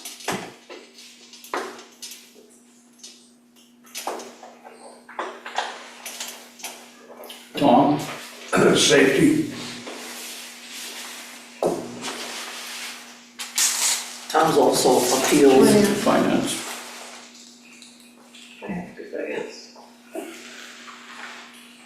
Linda? N&E and DRC, either or. I know N&E is gonna need the second board member. Sean? Long range planning. Joe? Long range or safety, Long range? long range or safety, or whichever. Okay. Don't forget timing. Yeah. If needed, I will do document review. Yeah, document review and the ever-popular long-range planning. For you, Okay, Simon? for timing. Joanne? All of the above. Yeah, I'll do that. Tanya said DRC, didn't she? Yes, she Okay, did, okay. LRPC. And DRC. All right. LRPC is I popular. like the alphabet ones. That would be my second one, but I'm just. You're Rob? just gonna do finance? I would be Yeah, interested in if Tanya's assisting gonna do Gene with document, I'm happy finance. to just take that. N&E and finance? I'm just gonna fill in. Daniel? No, I'm good, I'm not retired. You want to take on more than the ACC? Well, That's Tom somebody. has to do appeals Step because forward he's the for vice ACC. president, so Yeah, he Tom gets has that by default, even though, Thomas appeals as needed as they arise. yeah. Oh, yeah. I do have a day job. Right. So appeals comes up when it comes up, it's not always around. So Lori, do you All right. still wanna do DRC? Well, can we only have 2? We have finance and DRC for Lori. If timing only two. Sean, If Timmy wants to do it, that's fine. If she Yeah, we're doesn't want to do it, then you Okay, can put me then in, you'll okay? put your, oh, it sounds like a plan, Finance for sure, then if needed, gotcha. just let me know. I have a question. Based on what Rich said, if there was a interest in restarting the communications committee, does that, if that's advisory, would that require a board member or to be on that committee? Joanne? So what Richard stated is that the statute does not require a board member on an advisory committee.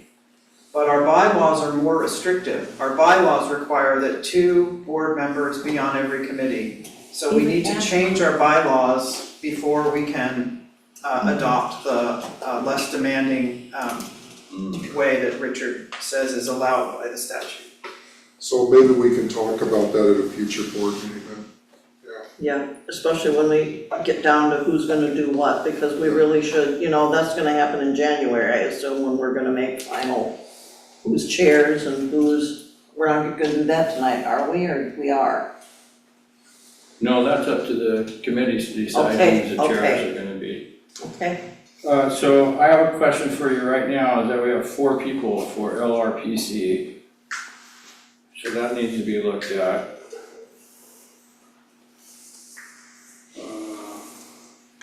but isn't that for them to then decide who their chair is? Well, And then bring it back to the board. LRPC can only have 2 voting board members based on our bylaws. I haven't, LRPC? yeah, I. LRPC can only have 2 voting I board haven't- Well, I members. thought it was haven't just, looked. I just thought it was ACC. What's that? So LRPC can make board decisions? No. Oh, because of the bylaws. Yeah, our bylaws Yeah. require it, and that's what our bylaws states, that only 2 board members on there. Now, according to Richard again tonight, we technically don't need any board members on these committees since they're advisory only. So it says only 2 board members there, but for the finance committee, it says at least 2 board Yeah. members, so I can have. You could have 3, you could have 4 Okay. on finance. Yeah, long-range planning's the only one that specifically says not more than 2. Yeah, it's very Okay. odd. It's so odd.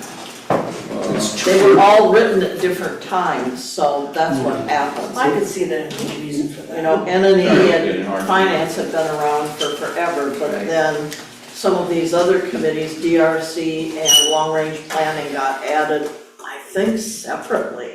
Well, the intent with the long-range planning was they didn't want to overload it with 4, they wanted community input. So, But once again, I think there's some of the, and somebody's gonna have to correct me, Ray probably, aren't there some of your volunteer members on long-range planning where you have them held over? Yeah, some Yes. of them have, Okay. 3 have a 3-year term and a 2-year term. That all goes away though. No. Well, no, LRTC, yeah, because you guys are the only ones in the policy that No, it way. does not go away, and then, It could go away if we change the policy. yeah, true. Then you have to change, then you have to modify the bylaws. Yeah, exactly, that's, And presently, we've really got Mhm. good exposure, we've got, all gates representative, That's good. except for gate 5. We got a couple from gate okay. 13. So the way we have this currently right now is we have N&E with Rob and Linda. Yep. And then we'll officially appoint them, but this is I know. what I got right now. DRC is Linda and Timey. And Lori, it depends upon where we end, we're gonna have to wait and see what happens. I think LRPC is gonna be the biggie where there's So so we many. can fine tune this, Okay. yeah, as we Yep. go. The LRPC is our current problem. We have, and we can skip that for right now. And then Yep. finance, we have Jean, Lori, and Rob. And with execs are Keith, Tom, Lori, and Jean. What? The executive. Yeah. Yeah. All right, so, Did you say safety? no, safety. See, the execs really don't count because Safety they're isn't- allowed to be elected. It's all the Well, rest it's of because it's the. not in the bylaws.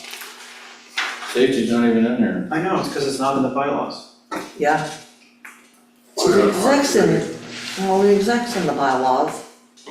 That was Tom and Joe. Yeah. Thank you. Tom and Joe, okay. All right, and then appeals, like I said, we can do that later when we have something come up, we can pick a. Yeah, then group to Tom do the will come appeals. to the board and ask for volunteers. Exactly, so the vice president always chairs Yep. the appeals committee. Okay, so the only one we need to talk about is long-range planning committee. So we have 4 board members, there can only be 2 board members on there. So we could have a quick discussion on that, the LRPC. Who is really interested in being on that committee? Like, I mean, you 2 guys? Timey, you're gonna have to say something. All the rest of us, I'm the interested. guys are in the room. I'm interested. Oh, yeah, Ray. Ray too, well, Yeah, that's I was 3. hoping to be, I was really hoping to be on that committee this year, but, it's up to a board vote. Okay, so now we'll have to vote. Well, since that one, why don't you do that vote first, and the people who don't get voted? You could think of somewhere else you wanna go. Yeah. And I have little slips of paper if we don't wanna do it by open show of hands. Oh, you guys wanna And do somebody else should probably count them. 18 for, Oh my gosh, I can't believe my fingers. Do you have enough pieces of paper there? all right, so, Two or something. How now, brown cow? Okay, so for We have LRPC, to there's keep 4 going, candidates, yeah. and you get to put down 2. So you take Okay. two, so you take 2 little pieces of No, no, paper? take 1 piece of paper and write 2 names on it. Okay. And the two Okay, so this highest, way we'll conserve paper. And the 4 Okay. candidates are Tiny, Ray, Sean, and Joe.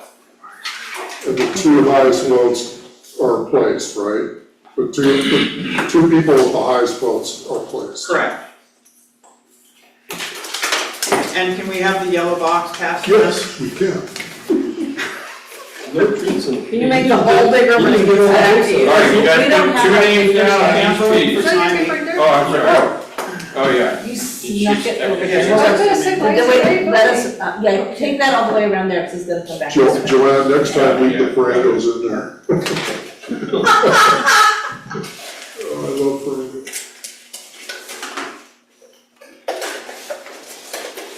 It has to come back for these 2. Has to come back to these 2? Yeah. Okay. Yeah, so we'll put it on our way back There's around. 2 more? Well, Yeah, let's- there's 2 more. Oh, who's Oh, counting? you're counting, Joanne. I'm Oh, counting. sorry, can you just put Yeah. honor system, Honor system. Honors. is that okay? okay, the official counting will Would you now like to begin. fill out the warrant? This is getting to be way too much fun. Wait till you try and get them out. I'm a non-voting member. No, she's quick. That's good. It's good. Back. Oh, I know, I First, I'll make sure I have 9. 1, No, not 9, 8. 8. Oh, you need to see if Tiny gives you a. Tiny Time. She did, you did I already. have 9 votes. Okay, Mine is 8. 9. 9. She got Tiny's. I got the names right now, you guys tell. 2.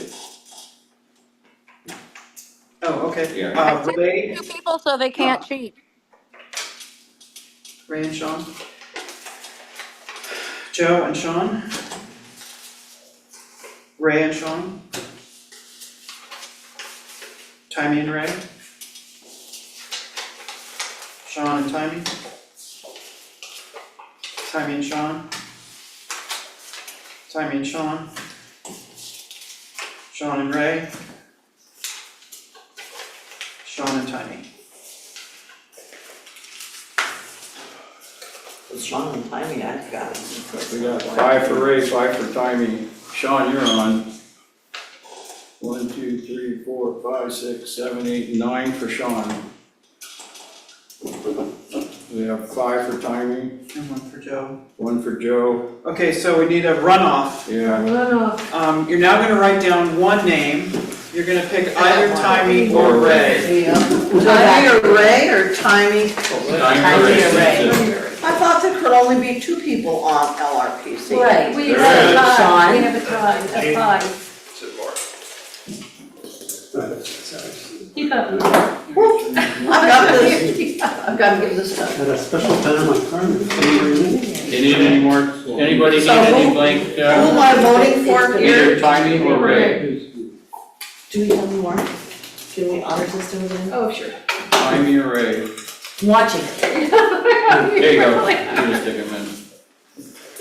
Did everyone vote? I need a piece of paper. Timmy, To vote for Timmy, Timmy. Going out, yeah. To make it official, everybody's in the paper now.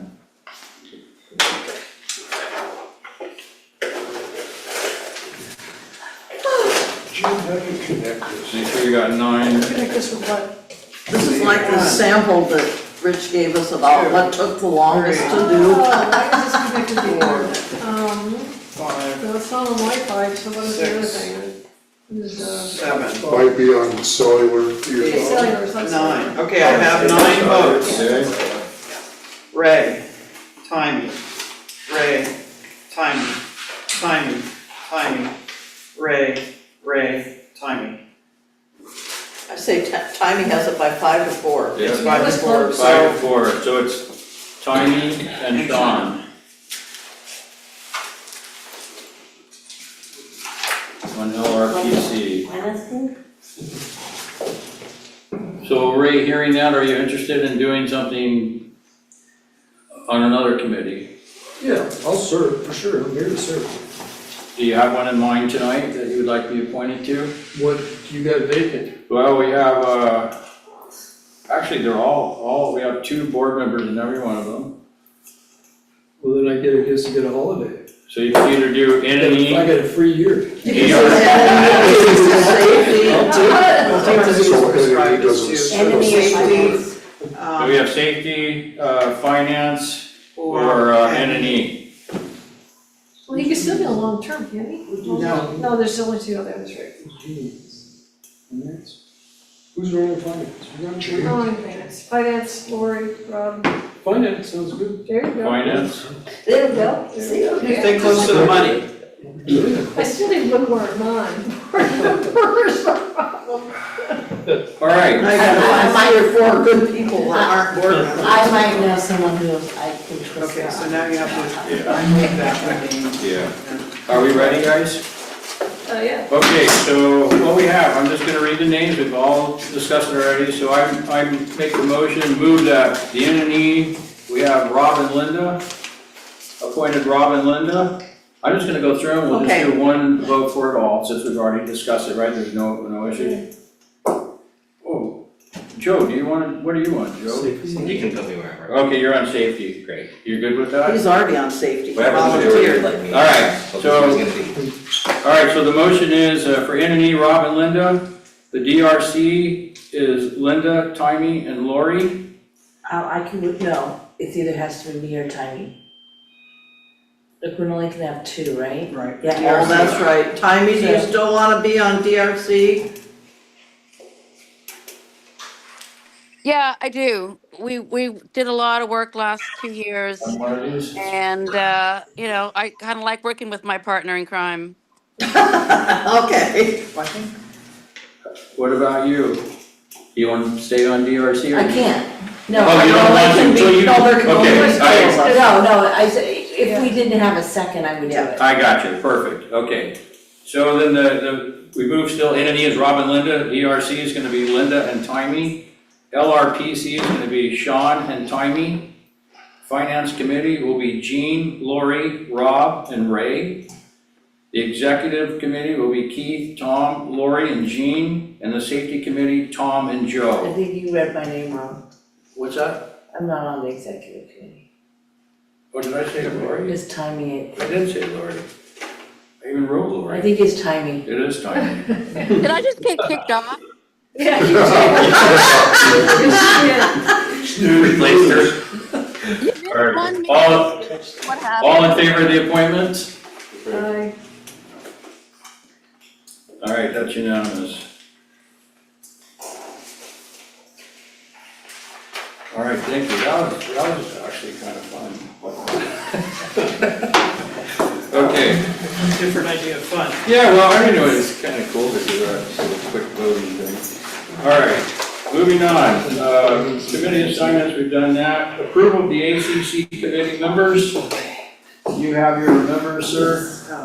So this is Oh, okay. not the bringing forward of volunteers, this is the, What's already there? Official the members. reaffirmation of the board for the elected members. So, as we discussed, changes to Washington state statutes governing HOAs become effective on January 1st. One of these changes is the requirement that all committee members be appointed by the board. SBCA bylaws mandate the election of ACC members. To respect both the provisions of the SBCA bylaws and the Washington state requirements, SBCA's legal counsel recommended that the board of directors appoint the elected ACC members. The following individuals have been elected to the ACC.